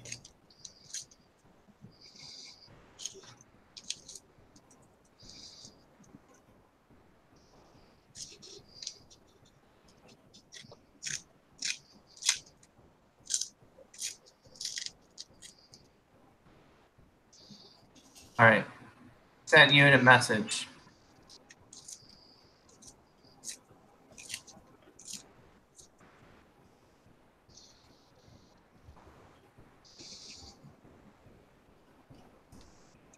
One of these days. Oh, there we go.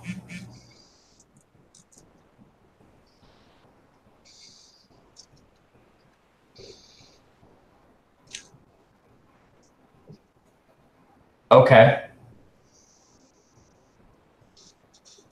I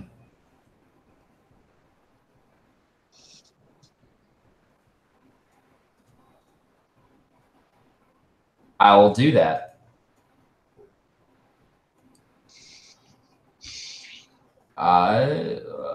You get why, right? Yeah. Okay. I imagine he's actually having this conversation.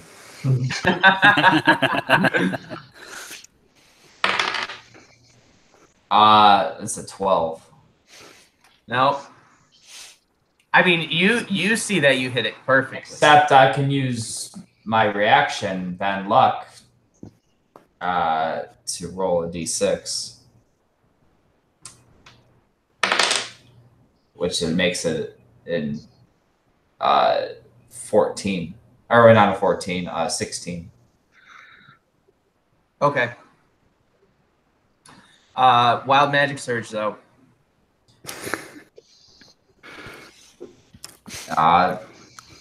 The green magical die will hold me today.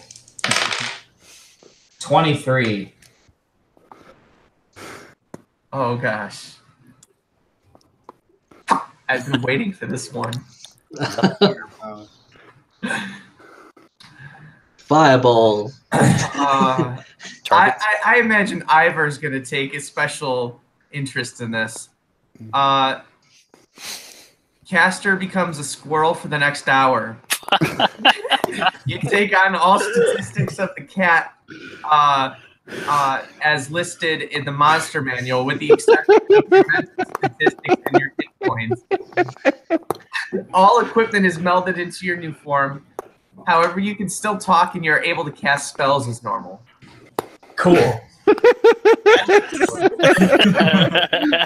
So I hit him, or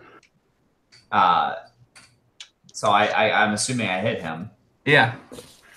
And then I turned into a squirrel. Well, what happened was what you saw is your chaos bolt actually spread out and it hit all of them. Okay. So that's Cool. how you saw it. But yeah. And then to make matters even better, for my bonus action, I haven't used this yet because I keep forgetting about this my bard stuff. But I'm gonna use Mantle of Inspiration. So as a bonus action, I expend one bardic inspiration to grant myself a wondrous appearance. The number of creatures you can see within 60 feet get a number equal up to 5 temporary hit points. All right. So Ivar, you see Martha become just the prettiest squirrel you've ever seen. The most dashing. In fact, I have a picture of Martha. I have a picture. I cannot wait to show you guys this picture because it is so perfect. Was it ridiculously photogenic squirrel? So, if there are any prisoners in the pen, this would also apply to them if they can see me. They can't. It's creatures that that you can see and that can see you. Yeah, so I guess it'll just be Ivar. But that's okay. All right. Shoot. So are there Warforged still guarding the door? It's dead. Okay. Because of all the awesomeness that just happened, it just exploded. This is Secret Agent Ivar. It's pretty much business as usual for the McCormick's Folly people. All right. I am taking my squirrel companion into custody. All right. I sent you guys an email with Smartho as a squirrel. Yay! Now Martha can be a part of the Forest Friends adventure. Yeah, he can play himself. You guys could just give me. Nice. Oh, that's so cool. Man, that is dashing. Wait, does this mean he got his teeth back?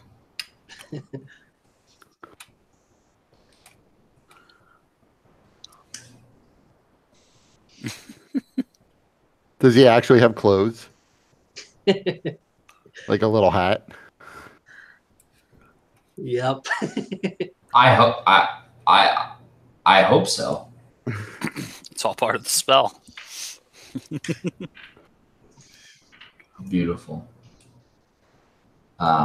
So that is my turn. And I'm not a forest gnome, you know. I don't talk to small animals the way forest gnomes do. that's okay. I can still chat. Says the squirrel. Well, I'm going to put you on my shoulder. Keep a lookout behind me to make sure nobody sneaks up. And I'm going to try to pick the lock on the cell. All right. Go ahead and use dexterity.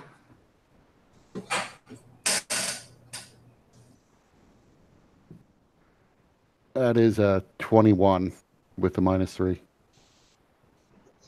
Good enough. You pick the lock. Tacitus, are you in here? We've got to move. Is this the right cage? Am I in this one? Yeah. Elmorn. Petrie. He says Lily, so he can't be heard. Petrie's like, what's that noise? And he's like walking up and he's scratching himself. And he like looks down, he's like, oh, there you are. And I'm like, ah. Yeah, you're right at eye level of all of that. Where are the other two? Get them. We need to get out of here now. Well, they killed a bunch of people and they're not here anymore. I'm sure many people died in the court. Where are Tacitus and Elmorn?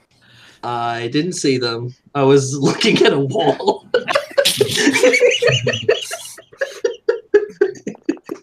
Petrie, you were supposed to stick together. It's the squirrel. Wait, did you go back to the ice place, the glass place, and get a squirrel? It is I, Martho. Oh, the squirrel that got. It's a talking squirrel.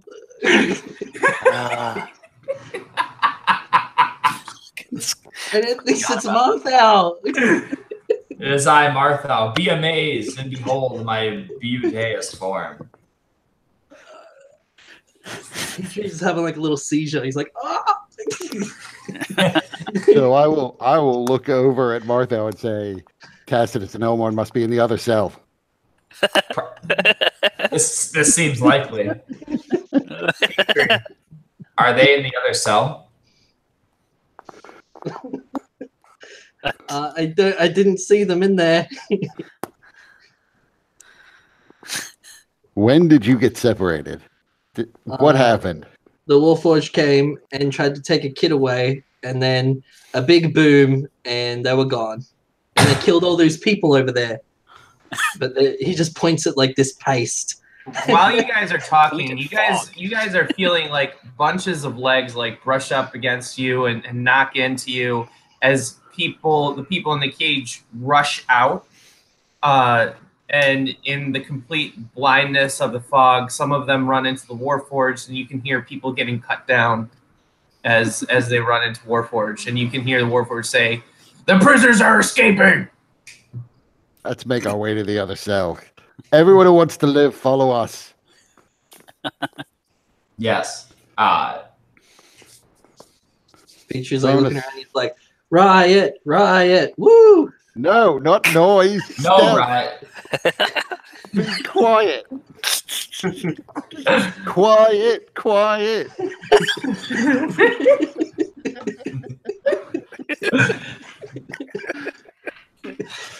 Hey, look at this cool prison tat I got. Both of you, shut up. We need to go. So I'm gonna say everyone wait here, and then I guess Petrie and I and Martha will go towards the other cell.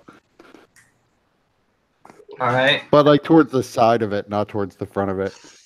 Okay. And get up to the bars and be like, Tacitus, Elmorn. Has anyone seen Tacitus and Elmorn? Meanwhile, Tacitus is like, what the fuck is up with this fog?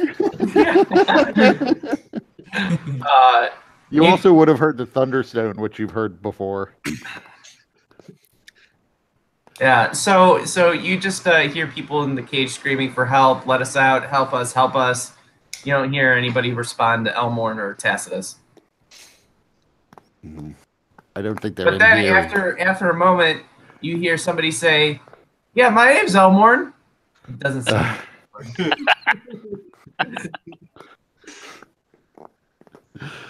All you freaks sound alike. None of these are our companions. Should we let them go, or should we get out as soon as possible? I see no reason to leave them in these cells to die. So we might as well spring the door, even if they're not in there. Okay. I'm gonna make my way around to the front. Okay. I'm gonna give you a bardic inspiration.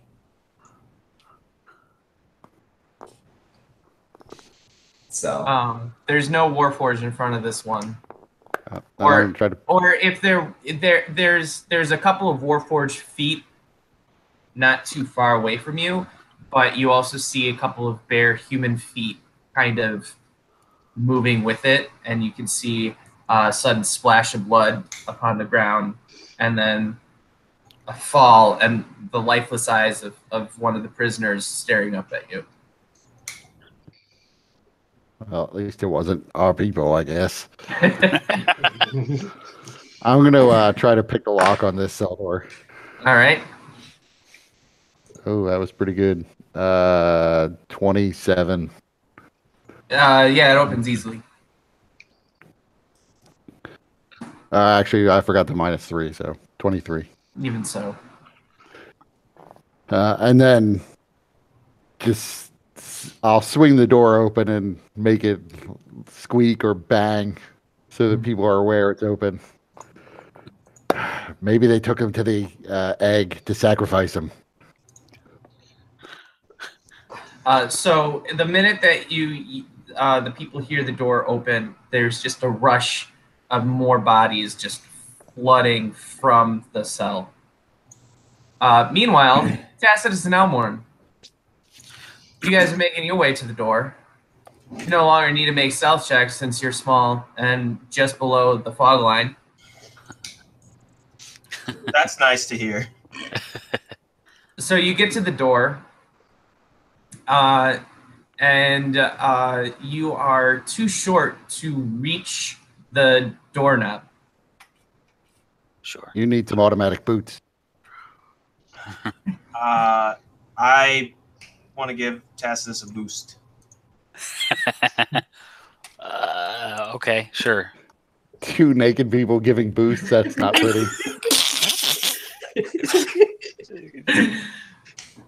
All right, so I'll stand on your shoulders. I won't. No way I'm sitting on your shoulders. Yeah. Yeah. Okay. So we understand each other. Good. yeah, but even in the process of getting there, you figure Elmorn's giving you the leg up thing, and then your junk is going right in front of his face. No. I can climb up walk up his back. Okay, that's better. Then it's just like kind of sliding up along his back.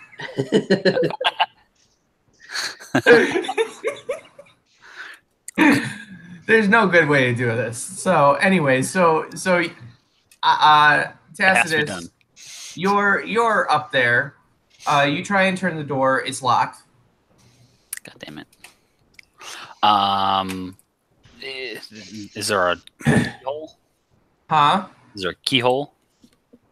No. It's a mechanism that you don't recognize. It doesn't seem to be a normal lock.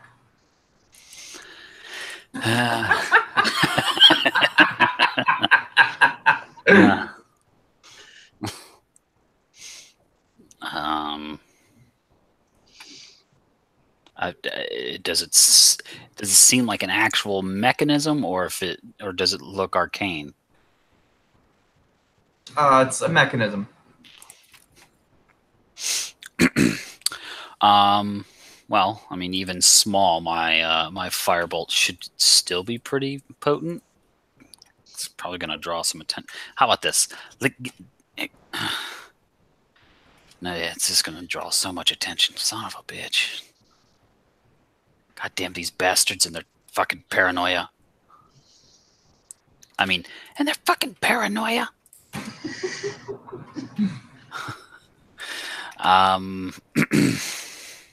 Yeah, I'm just gonna firebolt it.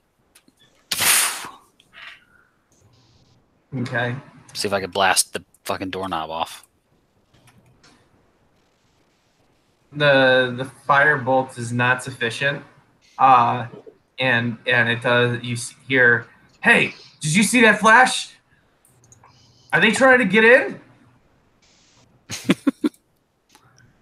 And you're kind of all in the fog, so you can't really see very much.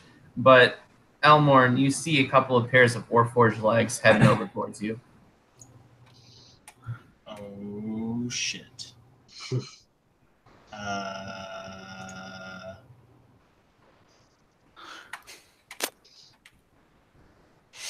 That's an ass. Yeah. We're in trouble. No shit. I'll just hop down. If I have bound, I guess I look around, see the feet coming towards us. Yep. Just move off to the side a little bit. Let them see if they open the door. Is there anything near the door we could hide behind? No, just the crate? fog. Huh? Like a crate or a barrel? No, they're too utilitarian for that. We have the fog to. But yeah, you have the fog. So About a conveniently placed chest that also holds all of our gear. maybe that's what's in the door. Oh. But no. So you see the Warforged. They approach. They come to the door and they're like, "You saw that flash, right?" "Yeah, I saw that flash." "What the heck? By the becoming god, what is going on?" Oh, I don't know. I totally got this. Let's go find the Lord of Blades. I'm sure he's rallying the troops to try and deal with this. I'm gonna cast message. Yeah. Since I'm like down here, they don't know where it's coming from. So I message, check inside. Oh. One of our comrades. Maybe they know something. Let's go. I don't know. That works. So they go in. They open the door. The fog floods into the room with them. So they're frustrated. Like, blast this fog and blast this cursed land. What the heck is going on around here? They don't swear? They do. They just have their own swears. What the heck? Yeah. Anyways, Can we see inside? Yeah, it just looks like kind of a bare room that leads into a stairwell going down. Okay.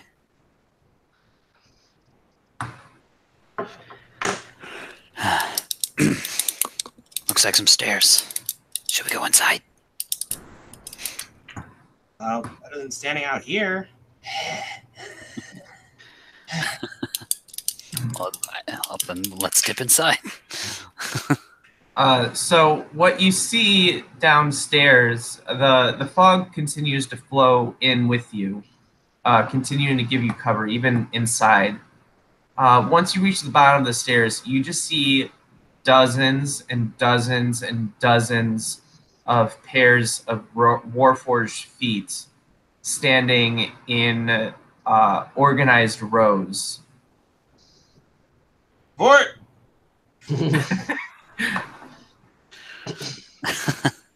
Okay. They don't seem to be moving. Well, you see some of them kind of reacting to the fog, and some of them are starting to stir. Interesting.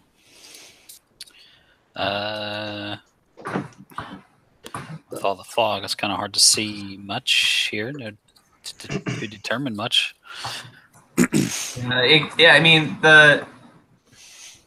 you went the stairs were pretty steep and went down fairly far, so you can tell that this is a pretty deep basement, and it may not even be the lowest level. And once again, because of your training within the military, you can tell that this is kind of a bunker-like structure.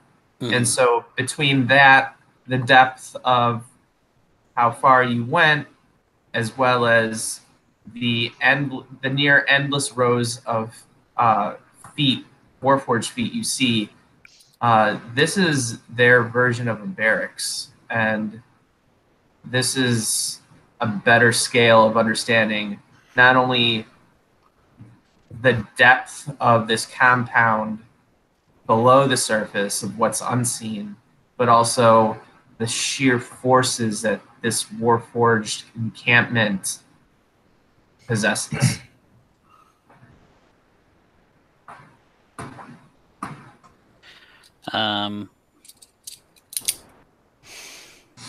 Barracks.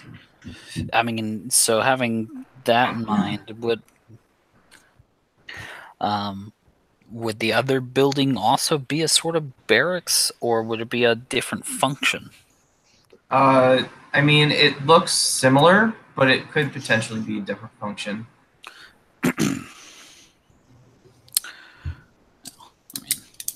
I don't imagine being down here is just likely to get us found. And I don't know if our gear is going to be here, so we may have to go back up.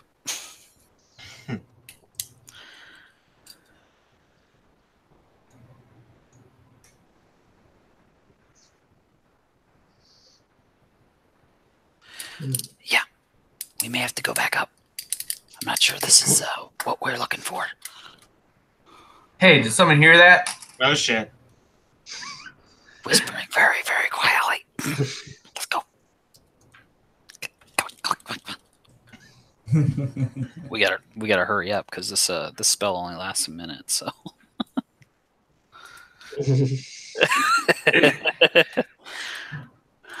Yeah. All right, so you guys head out.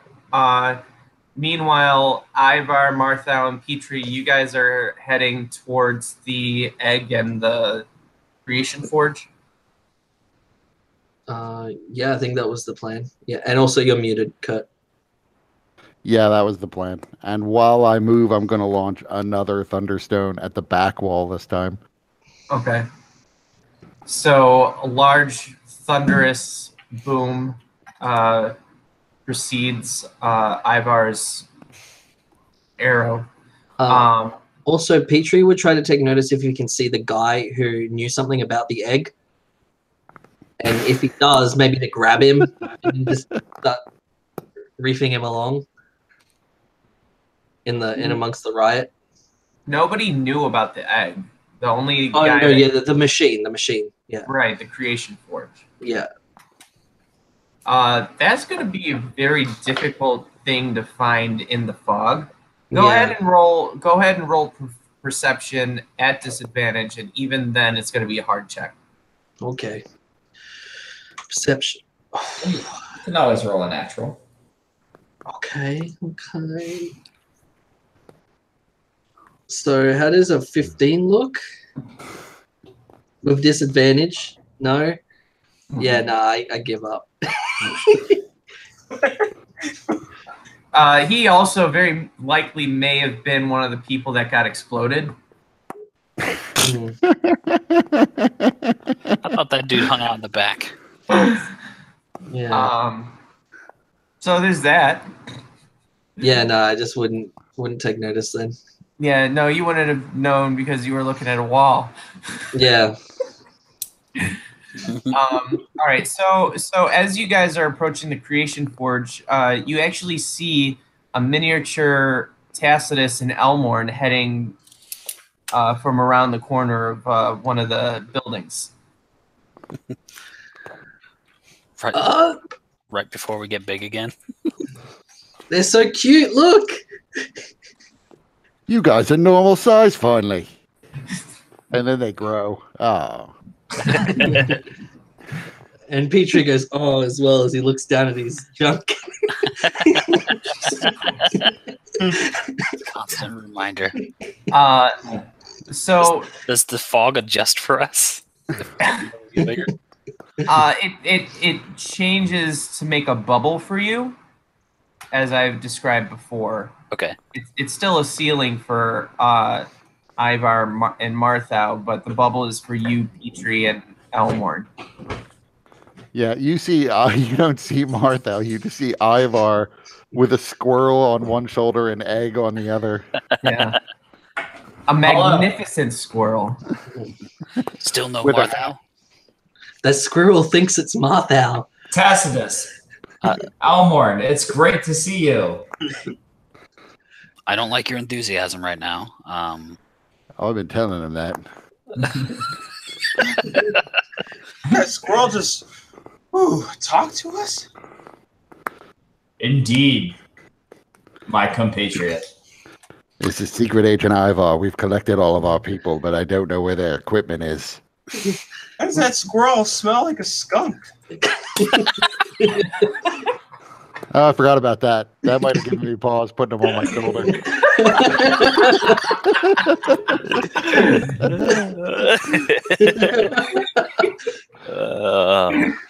I'm not a skunk if you're insinuating that. I am magnificent. Yeah, but all it would take is like a stripe of white paint. People wouldn't be able to tell the difference. I mean, I'm not a black squirrel. What's wrong with black squirrel? Said that a little bit indignantly.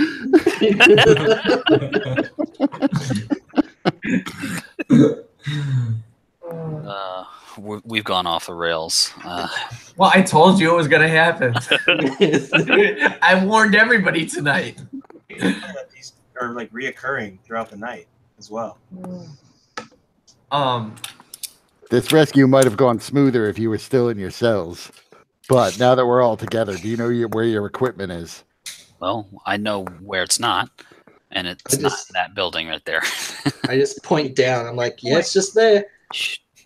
We can't sit out in the open. We gotta fucking move. Yeah, we need to run.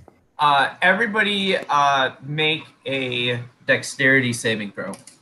I don't do that. I That's fail. another thing that I do. I can just get ready to fail. I'm going to use an action point because that was terrible. God. I was going to roll with it. I got a non-natural 20. I got a 7.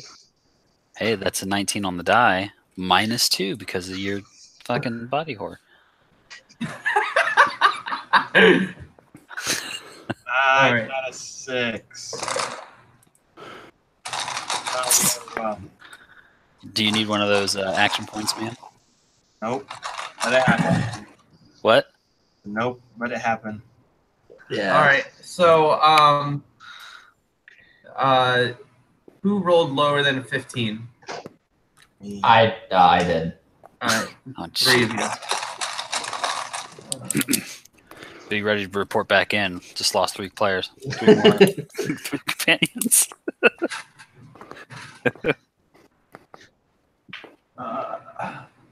There's one more that I need. Where is it? Where are you? There it is. All right.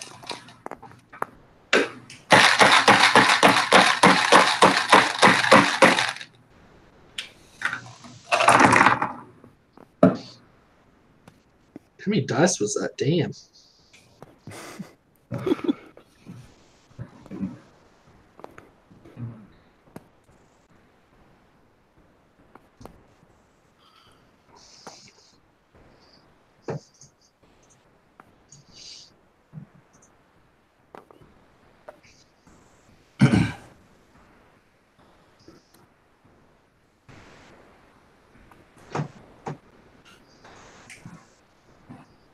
All right.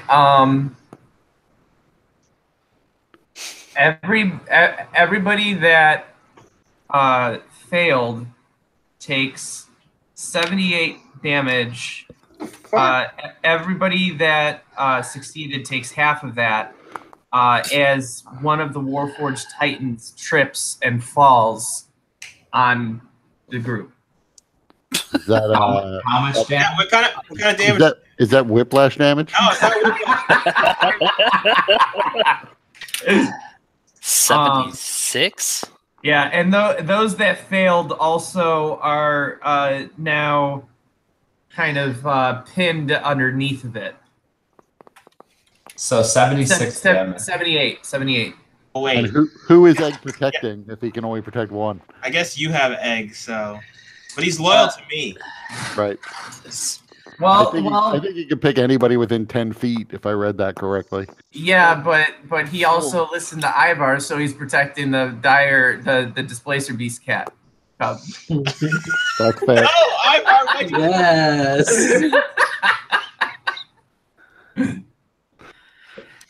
All right, so man. so this Warforged Titan fell. Would I really Happened to- protect that cat over me? That's what we need to ask ourselves. So actually, Martha, roll with advantage for yours, since you're a squirrel and you're very small and nimble. I don't know if it's gonna do much of a difference. Yeah, I just rolled lower. Okay. So your 13 hit points or whatever a cat has, 1 hit point. No, he still has. He keeps his own hit points and. I thought he took a mental cat scores. stat. Yeah, Oh, he does have a cat stats. He has the stats of the cat, but except for health. Physical stats. I Yeah. see. When his dex be higher and shit like that too. That's why I gave him advantage with the dexterity. Ah. Oh, okay. Well, I had 20 points or extra hit points for skunk points. Oh yes, you did. So I'm rocking 28, which is still hurting, but I would have been dead. Yeah. In one hit. I'd have been down on my extra hit points. Yeah, and he has most of our good berry wine. But it's all squirrel size bottles now.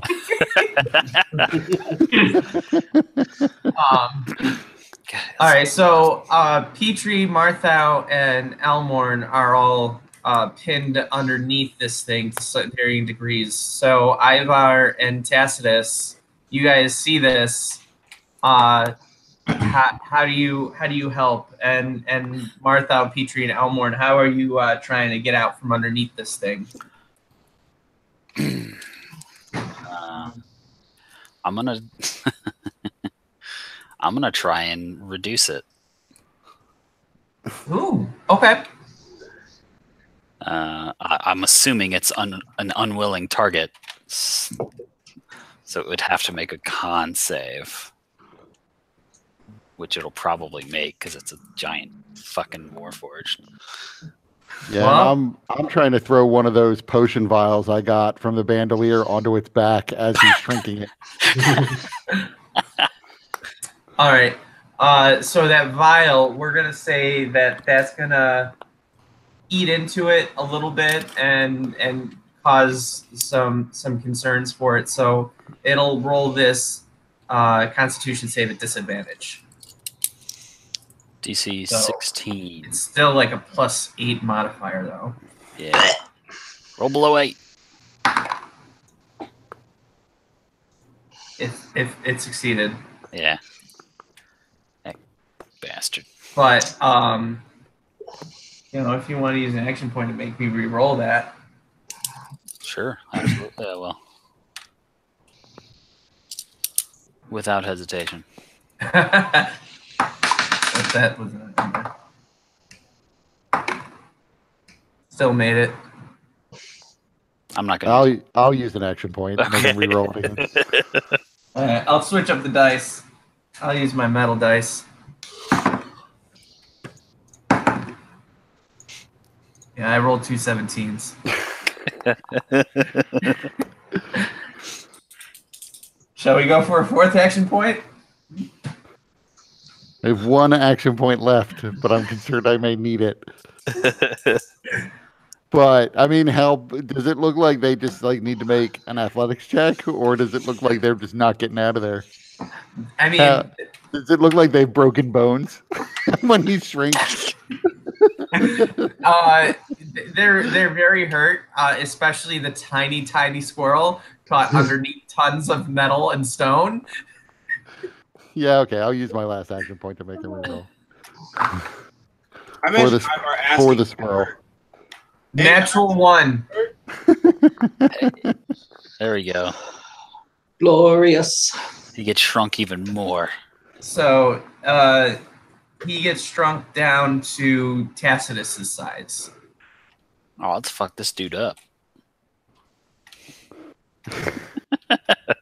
He's still a Warforged Titan.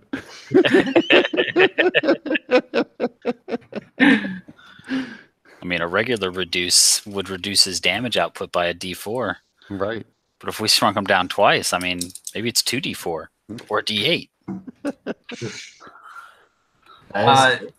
Once he shrinks down to normal size, when you guys see him within the fog, he is the more advanced version with the chainsaw and arm cannon. Maybe it's exponential, and it's a D16. If it's currently on its stomach and it's writhing in pain from whatever bubbling reaction is happening from the vial that Ivar tossed upon it. As it shrank, it released Elmorn, Petrie, and Marthau. Let's move. So pick up Marthau and pinch my nose. Marthau, your tail's broken. And then Elmorn, your ankle and your wrist are both hurting pretty bad. Petrie, he's having difficulty walking from some severe pain in his hip.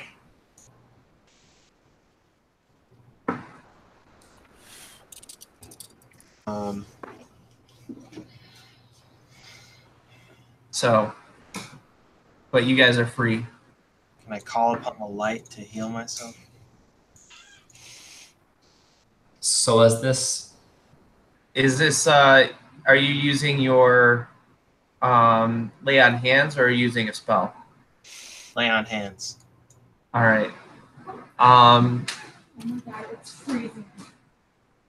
You so however many points you spend, only half of them actually go towards healing your hit points. But it does make you feel a little bit better.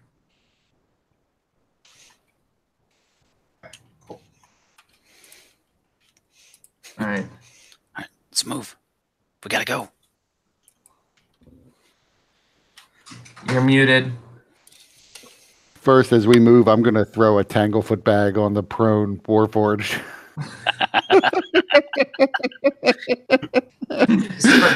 For good measure. Slow him down a little bit, maybe. His friends are gonna show up like, what the fuck is going on? We're just having a bad day. Then he's gonna find us and really fuck us up. Oh, by the way, Elmon, I met your daughter, the Lady of the Mist. She can't enter this compound because of some energy field that I suspect is being caused by this egg. So I don't know. Do you have any way, like special communication method with little egg so that he can destroy big egg? Because they're like similar. Pantomime to egg.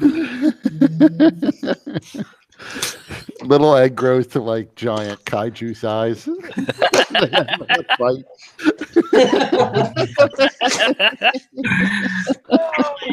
Make me big. Yeah. Wait, anybody watch Dragon Ball Z? Yeah. man. Egg and I do the fusion dance. Yeah.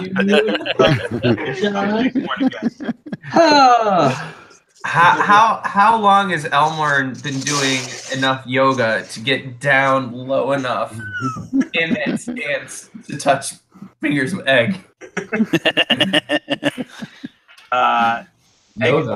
Egg is on Ivar's head, so he makes him a little bit taller. Okay. I was just kidding. That works. I don't think that's an egg's repertoire abilities, is it? Mm-mm. Egg expands and conforms to your size, and then like expands even more, and then like you operate egg from the inside. He's just a Zord. That's what he is. Yeah. No, Elmore's more like, wait, what? You talk to my daughter? Let's not talk about this right here in the middle of the fucking open. Let's move. Shit.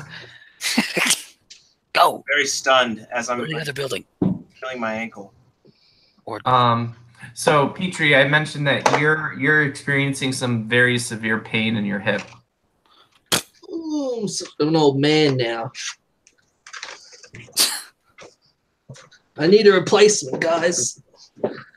Speak for yourself. My tail's broken. I don't even know what this corresponds to when I'm a human, but I don't want to find out. He's so cute. All right, so where are you guys going? So did it dropped on us while we were still inside, right? No, outside. Outside the city. Outside still- the tower, the Creation Forge. Okay. Yeah. Oh, that's where we are? Okay. I mean, if we want, we can start fucking blasting this egg. Can we see the egg? Like, it's a big hulking fucking thing. Surely it has like a silhouette in the fog.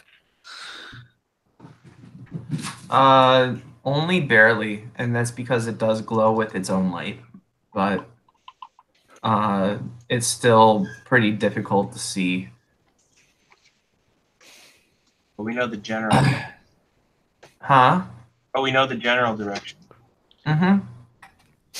Why are we so hell-bent on destroying this egg? I'm going got anywhere. Got a giant monster inside it that they've been feeding lives to. I mean, And Ivar said he lives.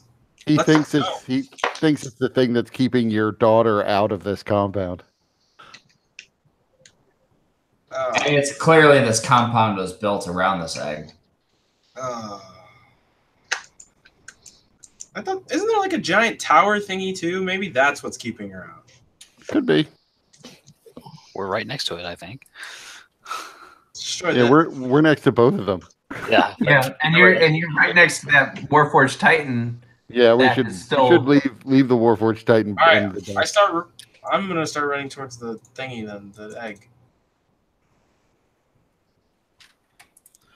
Does the tower Okay. have like a visible door? It's not. It's not. The tower is not like a building tower. Okay. It's more of a structure. So I'll follow after Elmorn. All right. So you guys get to the egg. What are you doing when you get to the egg? You also well as you get closer to the egg, you notice that there are dozens of Warforged that seem to be surrounding the egg in a protective formation. So I will back up then. Really go to the egg? I'm sorry. I don't have any armor or weapons. Right. This is probably a bad idea. Petrie's like, I know what to do. How about not? Maybe it's vulnerable to crabs. Oh my god. Do what you're gonna do. I know what you're gonna do. You're gonna throw a guiding bolt at it, aren't you? Was that what you were gonna do? No.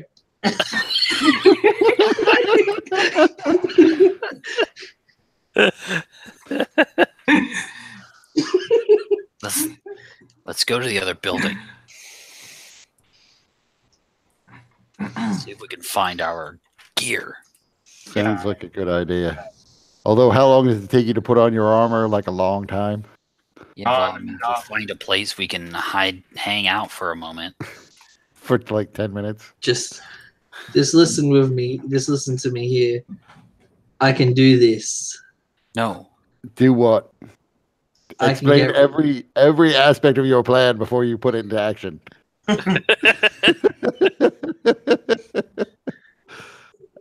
And do it on the way while we walk to that building. Well, most of it was going to be improvising. That is not a plan. Improvising is the opposite of a plan. But that's the McCormick Folly way. But my God will will it, and it will happen. I have some tactical goals and a basic approach. Just well, can you distract them? Can you just distract all them? Nope. All of them? Nope. No. Because I can get rid of it. You can How get rid can of the you egg. get rid of it? So I am going to say everybody make a perception check. Let's continue the move. Oh, natural 20. Oh, I also have a natural 20. This is great. All right. Which is a 22. So Nine. especially those that have a natural 20. You notice well, I'm gonna send you a message. Where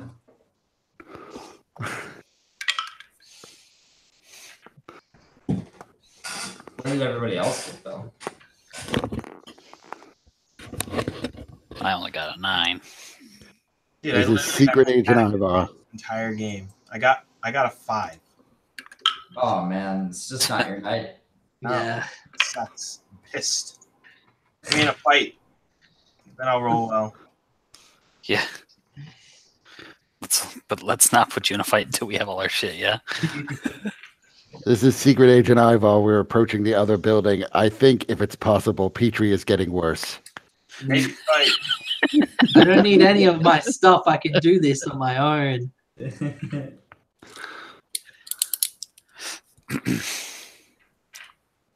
Yeah, but they need their stuff if they're going to do anything to distract those guards or whatever other plan we may come up with. All right. Which, again, is not the same thing as improvising. Kurt and Dustin, I sent you what your characters see. Where are they coming from? Everywhere. Like from the ground or from the air? Yeah. Or Yeah, all of the above? from the ground. Okay. How far away is the egg from where we are? Probably about 60 feet. This is Secret Agent Ivar. We have a problem. The fog is thinning. Repeat, we are about to lose fog cover. It's perfect. I'm in range. We can do this. I think we have a bigger problem. The egg is hatching. What? I can still do this. Just tell those guards to go away. That's not how this works.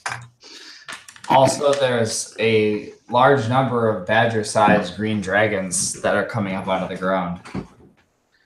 What? God damn it. Let's just fucking move. You guys don't see any of that.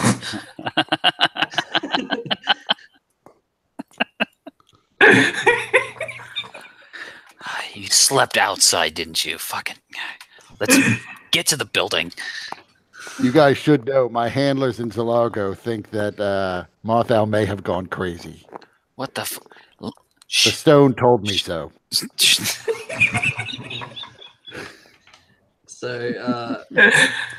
So Petrie like drops to the ground and he's like, Petrie, "Oh, my hip!" come on. Ow. And he puts his hand onto the ground, and like these blue veins start to like these blue light veins start to escape from his hand through the ground, and it starts rushing towards the egg. And he casts banishment on the egg. Ooh, that is interesting. Yeah, but what dimension is it from? And I just throw every single action point and everything to send it to like some sort of hell. I don't think the hells need that.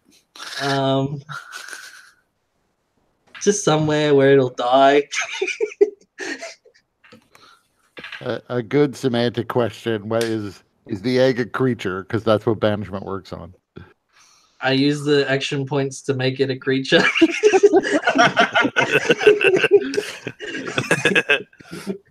And whether or not it comes back. So 2 action points should be enough to end this. I use 4.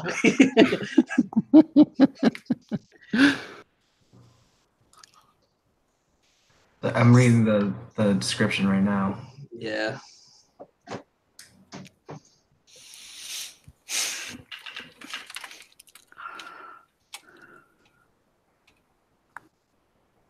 Okay. How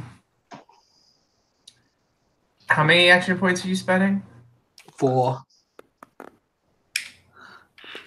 Okay. Yes, the egg does disappear. Yeah, but you're not supposed to say it like that. The gods have willed it. Well, my god has willed it anyways. Yeah, just don't. Your god wills you to stop yelling. I was afraid Mike was going to say the egg disappears, but the creature inside. No, the whole thing disappears. The whole thing. Then at that point, I would actually stop running, and I'd just be like slack-jawed, staring, unwilling to believe that Petrie just did this. and when you look back at Petrie, he just starts scratching himself again. With the same hand. Proud. It's It's like, proud. You see what I did? Scratching. I did Wow. But there's a lot of Warforged here still, so I think maybe we have to leave our stuff. I'm not leaving my stuff. Okay. I will die getting it.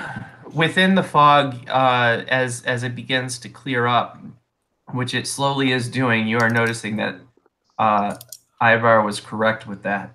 In the distance, you see a figure outlined just larger than the most Warforged, with number of blades protruding from all angles. Get inside the goddamn building now. I'll start walking towards the building. So I'm gonna run into the building.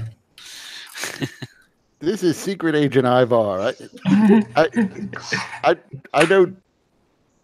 I think Petrie just banished the egg.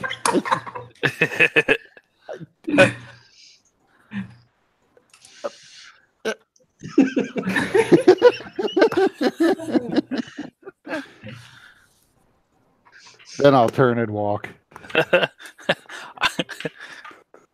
Last words. This is my last message to you because I retire. I can't live in a world where Petrie's useless.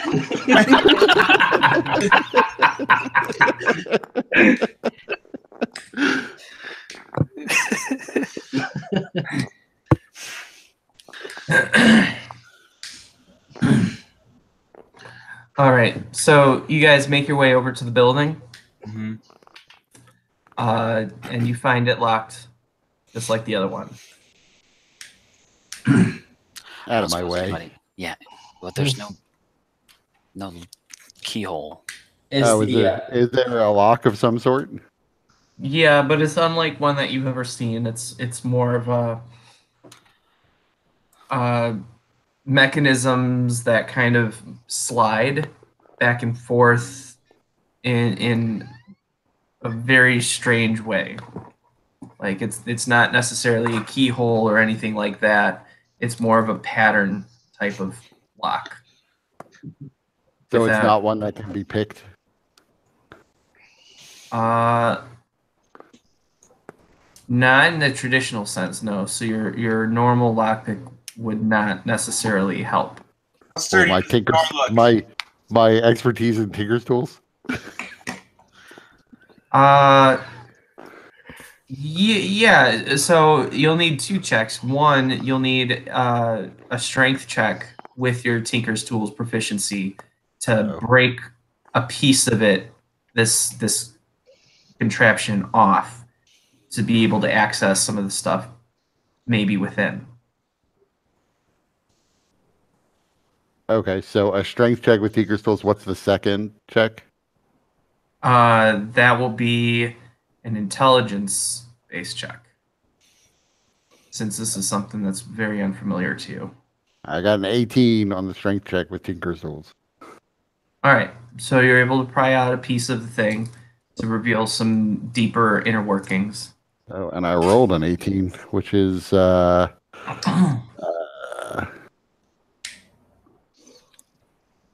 25 total on the intelligence check. So you're not exactly sure what you're doing. You're kind of like, I don't know what I'm doing, but you manage to somehow move the things in just the right way that you hear it click and then open. At which point I would stop and turn and say, I was just kidding. I knew exactly what I was doing the whole time.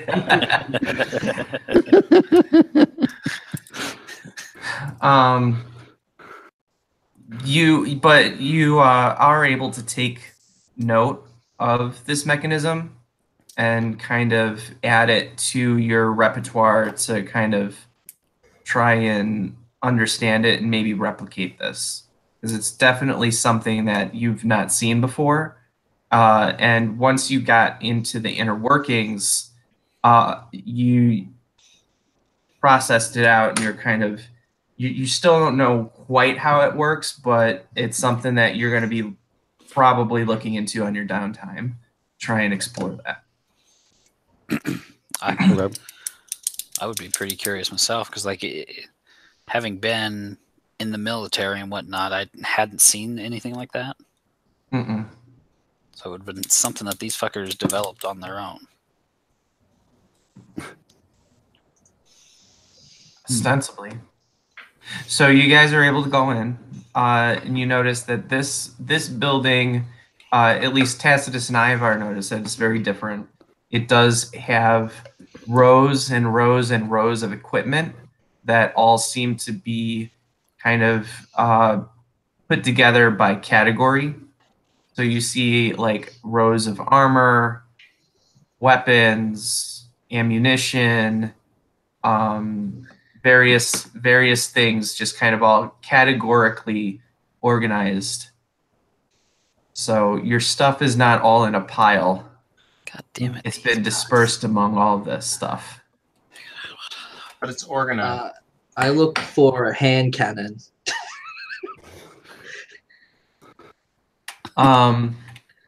You do find one. It looks like a black powder gun. Or a rifle, rather. So it's all organized, so it should be pretty, like, is it decipherable by us, the organization of everything? Oh yeah. I mean, you guys can pretty easily figure out where your stuff is. It's just a matter of remembering what stuff you had. First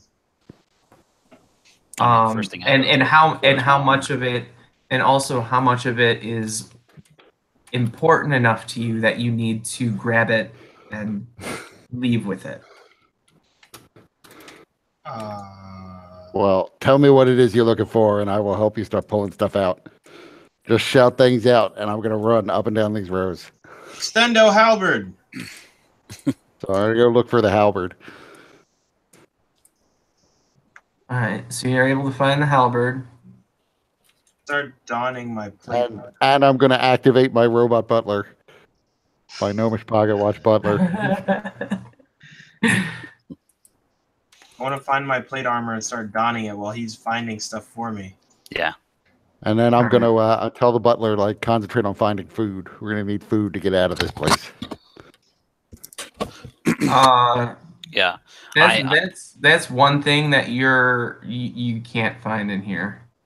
There's no food. Not even rations. Wait, yeah, how are they keeping the prisoners alive if there's no food? They were throwing, dead shit at us. Raw meat at us. Yeah. Yeah. While I'm putting my armor on, I will call to Ivar and whisper to him, find the mask I was carrying before Petrie finds it, and bring it to me. Yeah, Petrie is like, is there like Warforged body parts in here as well? No. So I'm gonna go looking for the mask while he's looking for body parts. Yeah, I'm looking at the chain. Like I'm thinking there might be like chainsaws in here and stuff. I'm like, ooh, and cannons and. Remind him not to touch it directly. Marthau, there's something that you see that just it speaks to you. It is the most amazing, stylish scarf you have ever seen. You just, there's something about it. You have to have it. Without a doubt, he takes it and wears it like an ascot. All right, it's a little oversized for you right now. It's more like a cloak than anything. So what do we see? You see that, yeah. Martha, I do have a message coming for you. First. Is there extra plate armor? Probably not your size. There is. Yoink.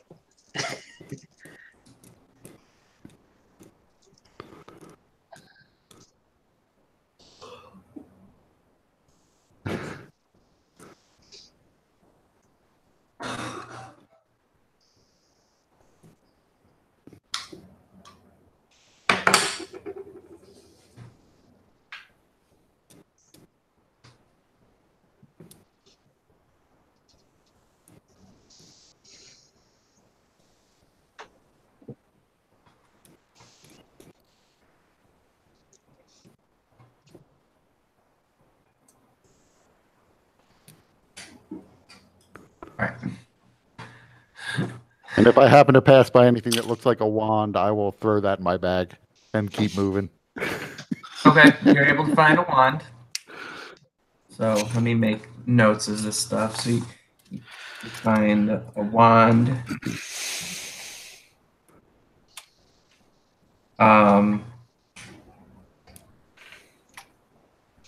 Then you guys got back your armor.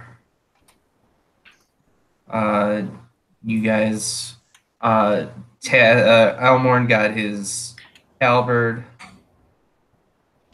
I assume Ivar will look for Tacitus's spell book.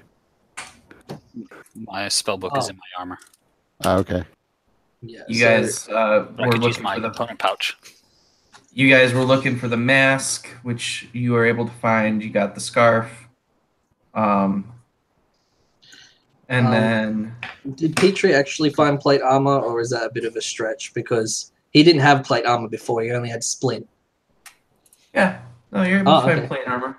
Sweet. You don't have time to put it on, and also especially with the way that your hip is hurting, it's gonna be awkward to carry. But you find it.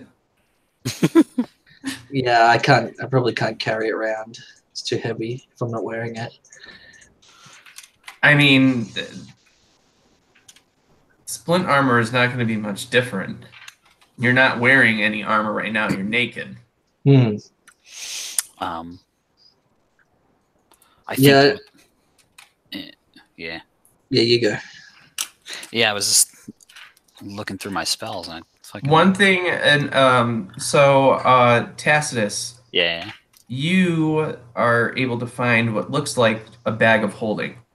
So if you wanted to just like find your stuff and get it and get out, that's one possibility. Hey, what looks like a bag of holding? Because it could be a bag of devouring. Be careful.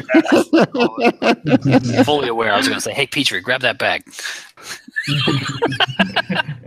All right. I need to put the armor in it.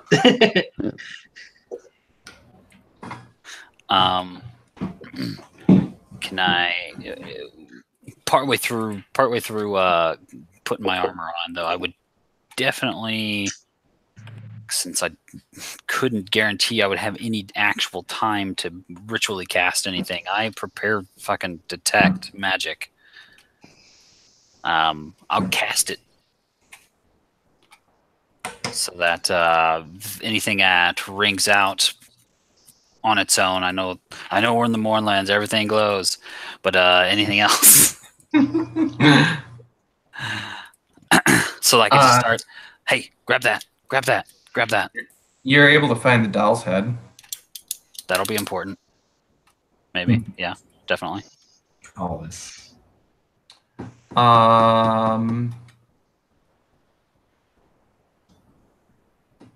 don't know. Is there anything else that you guys are specifically looking for? Or hoping to find? I had some javelins. I had like 3 javelins. Do I find replacements? Yep. Sweet. A shiny sword. You're able to find a sword. Silver sword. Sweet. It immediately stabs you in the chest.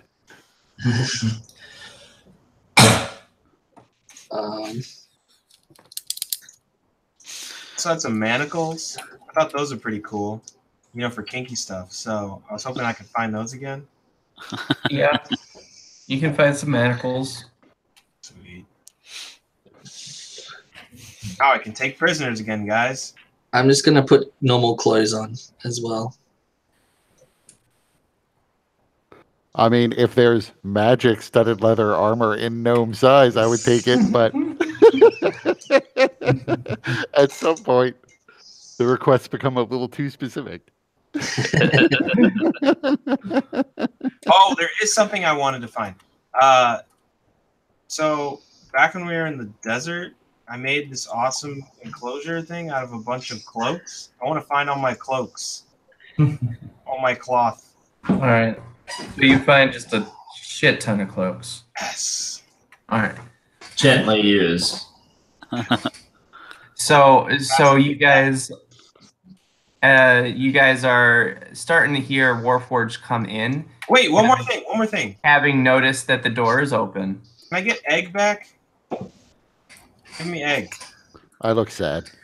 Then I give egg I back. have a moment to breathe, so give me my computer.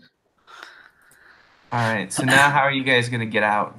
There are Warforged at the door. Why would we not close the door? I open the door. I can't be in charge of both opening and closing the door. Well, because by leaving the door open, if there were Warforged inside, they would get the fog treatment. Sure. That's if they were inside. Yeah, but you wouldn't have known until you actually were inside to look. Sure. I mean, one would assume that the fog would have came in as soon as we opened the door anyways. Let's just say that Petrie was the last one at the door.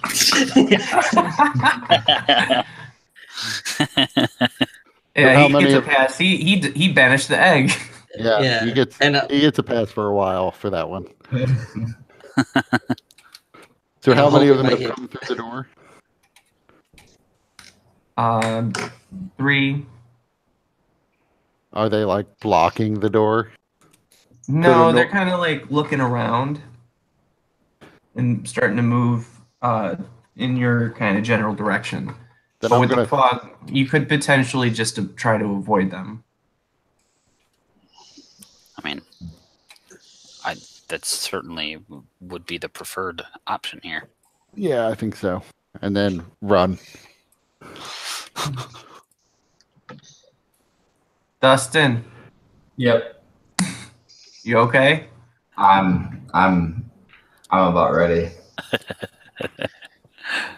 Well, About ready to fight. Let's go.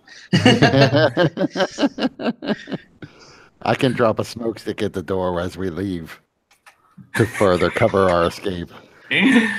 all right, so I are mean- you guys all gonna stealth around them? Yeah. Do Warforge have olfactory glands?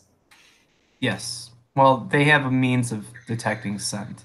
So if I'm with the party, even if they stealth, they would still smell me.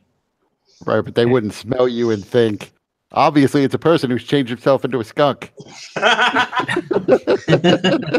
but they'd smell me and be like, what the hell is that? Yeah, but they'd be able to maybe get your general direction, but they wouldn't necessarily find you for that. I was just wondering. Yeah. So, everyone give me a stealth check, and then add a D4 to it for the fog. Oh. Oh boy. Finally, a good one. Plus a D4. Don't forget your minus whatever. Yep. 22. With my minus whatever, I got a 12. You got a 14. With my -3, I got a 32. I rolled a 19 Nice. and a 3. I might action point just to see if I get something better. 17. Ah, I can. Hey, sweet, I did. It'd be 18. All right. Well, they rolled a 2, which means one of them knocked into another one, and they all just kind of crumpled to the floor, and they're like, "What the? Get off me! What are you doing?" So you guys can use that distraction to get out. Phew. Yeah, I mean, it just leads us outside where there's a bunch more. And the fog is thinning. It is starting to thin pretty rapidly. There is So- a hole in the wall that can get us out of here, but it's normal sized. The fuck You does mean- that mean? Far too small for you. Let's just go. Just bring us to the hole, I guess. So I will lead them back to the hole, which isn't that far from this building, from the entrance to this building. All right. Everyone, give me a perception check. Oh, not as good at these. Natural 1. Back to shit. I got a 9. Yeah, 4. I got a. Yeah, it's garbage. All right. Well, Dustin, you do see something. Of course, you do. What do your squirrel eyes see? The green sun is setting. Never mind. What do I see? I sent you an email.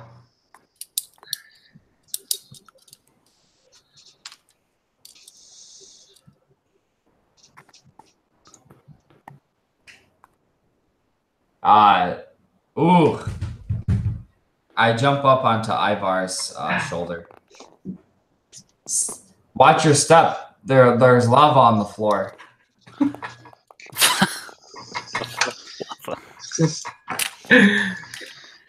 All right.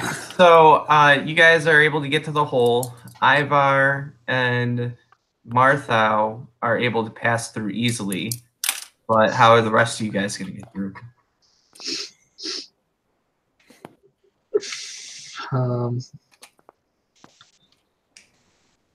Martha, can you cast fly on one or more of them?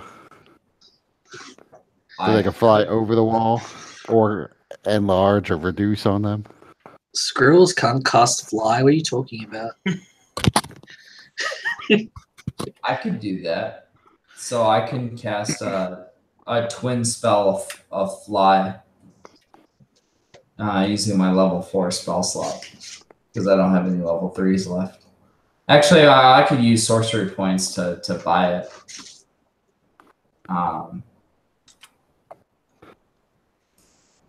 Let's see.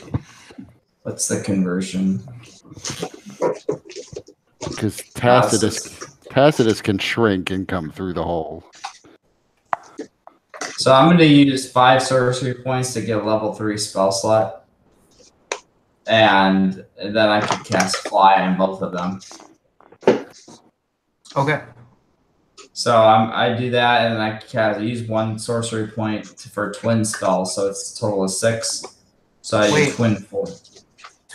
Twin spell is the cost. The cost is the level of the spell slot being used. Oh, that's right. So you'd need another 3 sorcery points to twin it. All right. Well, maybe what I'll do then is instead of that, I could do my level 4 spell slot and then twin that with my spend a 3 sorcery points. Well, a level 4 spell slot, you're able to target an extra person anyways for fly. Okay. I forgot. I didn't think that had any. Oh, I guess it does that. I didn't even look at that. All right, so yeah, I'll cast the level 4 and not worry about any of the meta magic. All right. So that's gonna cover Petrie and Elmorn, and then, or which one are you? Who are you casting it on? Petrie and Elmorn, because Tacitus can come through reduce. So Tacitus, you're gonna cast reduce on yourself again? Yeah, sure. I could do that. All right. If everybody else is covered, so. All right. So Petrie and Elmorn, as you begin flying over the wall, the fog completely dissipates at this point. And then that leaves you open. You see the Eldritch Warforged in the distance, and they start shooting at you. Ooh. So you guys got a couple of Eldritch Blasts to avoid. So Petrie, one of them is going to hit.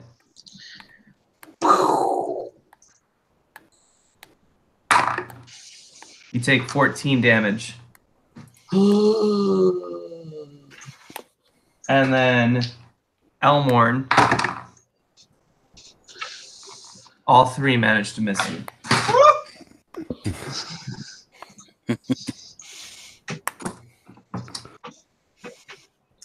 Just keep all my going. shitty rolls. I cursed you with my shitty rolls. All right.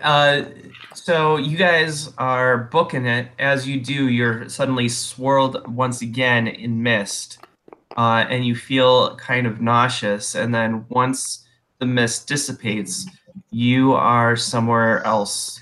The encampment that the Warforged have is no longer in view, and in front of you, you see the Lady of the Mist. And that's where we're going to end tonight. Now, I will say, in addition, Tacitus, you notice something very strange. You feel something within your armor. Wait, okay. Something moving around. Shit. Teacher's crabs. That's my crab.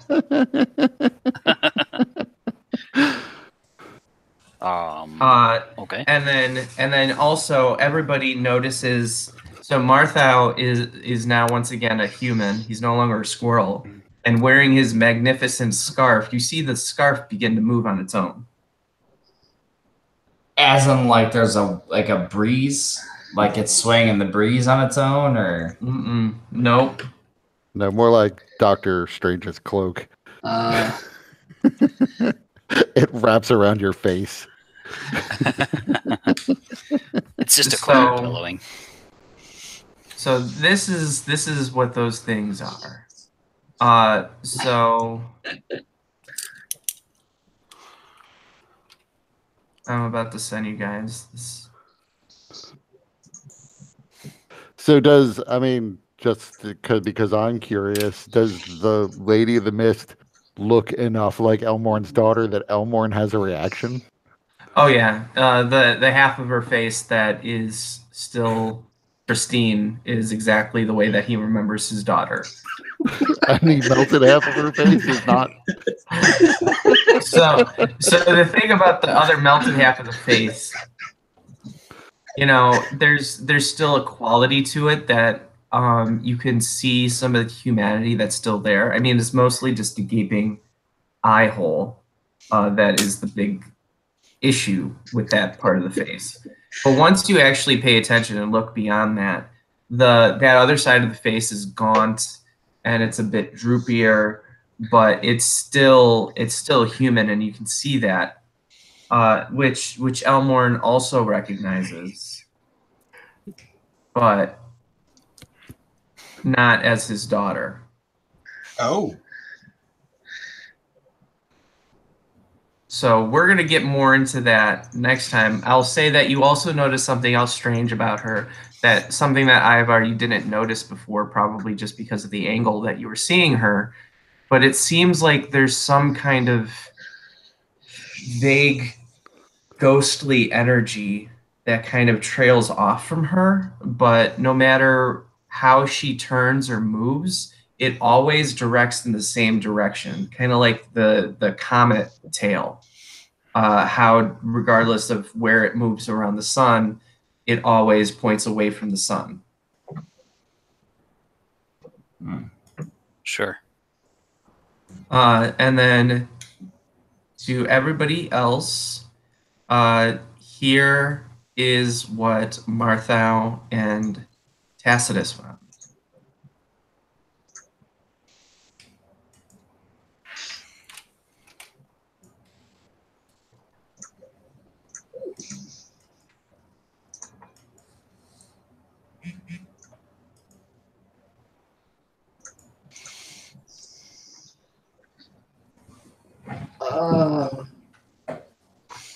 Oh. Okay. Wait. The prestidigitation thing?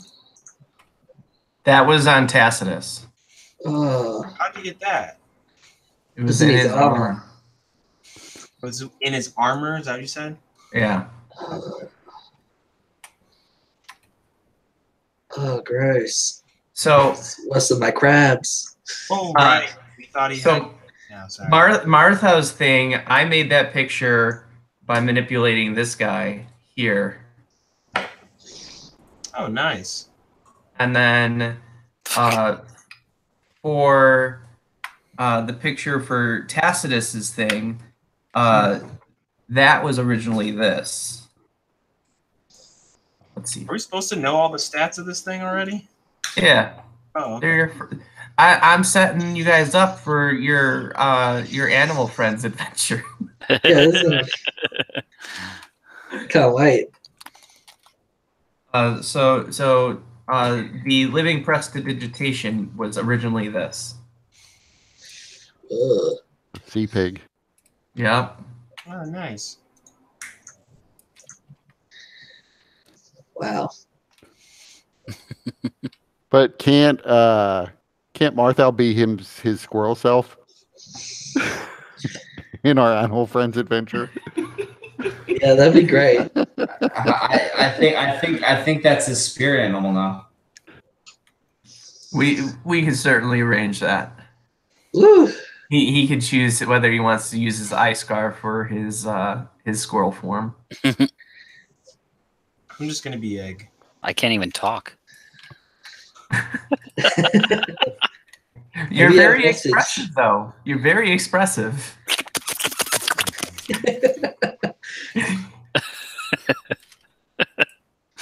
And then I'm just gonna send it to you now, anyways. But for Ivar, once you get out of the Mournlands, you're gonna have the modified clockwork guy. Right. I thought he was just going to play the himself. the clockwork pocket watch, right? That's what it was. Yeah, the gnomish pocket watch.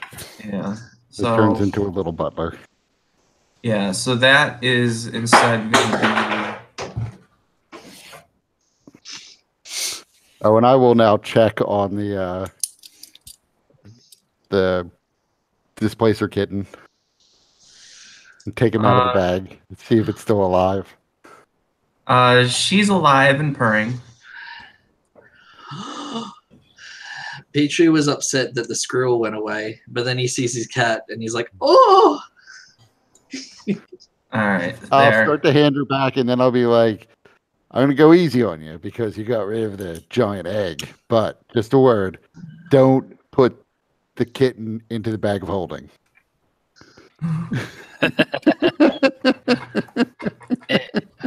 In fact, let's have somebody else hold the bag of holding. Yeah.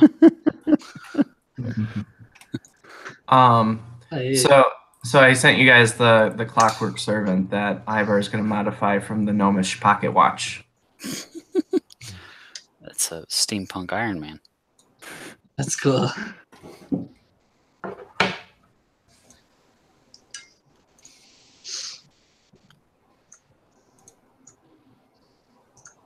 There's so much cool stuff. And you guys, congratulations to you're welcome to level 10. Oh shit! See, I imagine this is a significant upgrade for the little pocket watch guy. Yeah. Because I sort of picture him right now. He's like one of the little maintenance droids from the Phantom Menace where you bonk him on the head to activate him.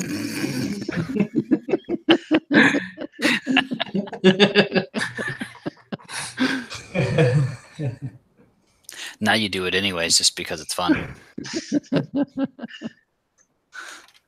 It's just so you could see him wobble on his little legs and try and keep himself up, you know? So what did everybody think about the game tonight? It was great. Yeah, it was fun. It's fun. It was stressful. I felt stressed a lot of the time. But it's not necessarily bad. It's good to have some risk, to feel like you might die. I was useful. Yeah. It was. That's the most shocking thing is Petrie was unbelievably useful. I just assumed this was going to be a recurring plot thing where now we have to defeat whatever came out of the egg. But for right now, it's probably all just a false sense of security. But Ivar is feeling like that got handled. I liked it. Right, I mean, now it's probably in hell and it's being combined with some like half devil template, but Yeah, don't ask me what happened to it. I'll just make something up.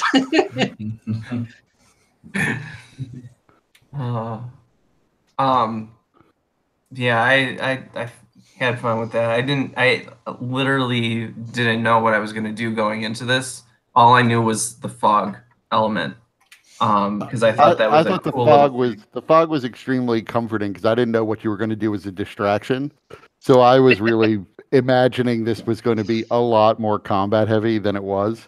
Yeah, same. And they could do enough. Like, okay, the little guards couldn't, but we knew that there were some big, more powerful figures in there who could have clearly ended the fight in a round or two.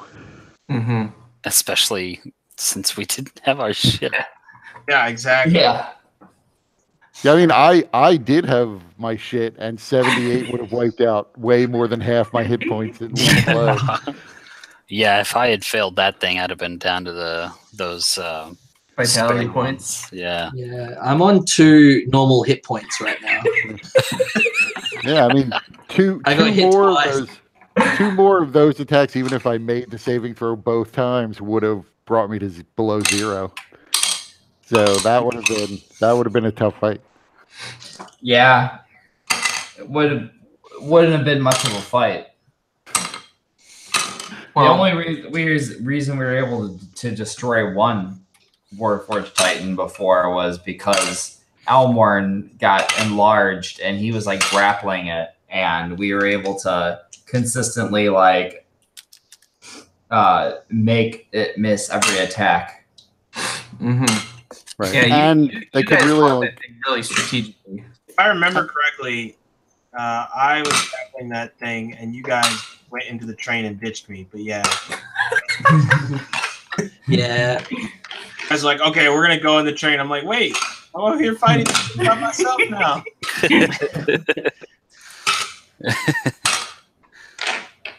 That was fun. That was today was fun, and that was also a fun session. The train. Yeah. I'm glad you guys like the mist, because I was also thinking about that. I was like, what kind of distraction could I possibly have the Lady of the Mist put out that would make sense and also not keep it a one-sided fight, since you guys are going up against hundreds of Warforged. All in the name. Lady of the Mist. Yeah. I do intend Yeah. to ask her whether or not she can get into the compound now, or whether we really just finished the job and killed off the other half of the people on the train. Yeah, we Because did do letting them that. out of their cages probably wasn't the best thing for their health. I mean, in the long run, they probably were all going to die if they stayed in the cages. So that's why Ivar left the doors open for them. But they're all still there as far as Ivar knows right now. Doesn't bode well for them. So what I will say is, prior to next session, you will see a couple of the survivors kind of pop up with you guys. But the Lady of the Mist is still unable to enter that compound. Okay. The tower. So there were a couple that got out that she was able to transport to safety, that will be joining with you guys. But only like 6 out of the 50-ish or so prisoners. Well, Don't worry. hopefully they at least got a better death than they would have gotten feeding the egg. Yeah, and hopefully these ones that survived didn't notice that it was Tacitus that killed some of them directly. It was, yeah. Thunder, Wait. you know, silent 1 minute, then jelly the next, followed by thunder. Tacitus can go around shaking hands and saying, "You're welcome. You're welcome. Glad to save you." We're heroes. Don't worry. Yeah, that was one thing that really challenged me when Elmorn, when you were like, I'm gonna go and try and save this person and I'll take their place, and I'm just thinking, how am I going to not only split the party like this, but find an excuse to keep you alive long enough that allows you to actually have a chance? Well, I wanted to fuck with you. I wanted to see what you would do. Actually, what I wanted to see was what happens to, like, what exactly happens. I guess, like, how do they get fed to this thing? I wanted to be led to that. And then I wanted to do I something. wanted to die. That's why. No. And then That's why I wanted the bat first, so that I could use fucking Arcane Eye and watch what happens, but I couldn't get any. Yeah, that's why I was like, oh, I want to see how this plays out. Also, I felt like Elmorn really would, you know, try and save the kids, because he lost his kid. He doesn't like seeing kids get hurt, but then Tacitus goes and blows the kids up anyway. So, I mean, I thought that Elmorn's part of it at least was one of the better parts of the session. One of the more interesting ones. I thought it was funny that everybody got blown up. Just Well, because it's like I will take his place, and then there's an explosion to teleport him away. Which is why I put in the chat, like, if you're the Warforged, wouldn't you just take the kid now? Yeah. To be fair, whenever I decided to do this, I envisioned everybody was trying to get away from the Warforged, and that they weren't within 10 feet of me. But whatever. No, I fucked some people up, I guess. So. I mean, I did a sort of going to survive wandering around out there. It did make sense to me that none of the prisoners realized that you were going to set off this explosive teleport. Yeah. So maybe they weren't running as fast and as far as you might have hoped. I just figured they were keeping away from the Warforged. Whatever. Yeah, so it was fun. It was exactly as weird as I thought it was going to be, given my current state of mind. That's great. That and the other thing that I'm probably going to remember for way too long is Tacitus sliding his junk up Elmo's back. There's a lot of penises and a lot of shit. What was the other thing? Measurements. Yeah. Oh, racism. There was a lot of racism. Yeah. I mean, I loved it.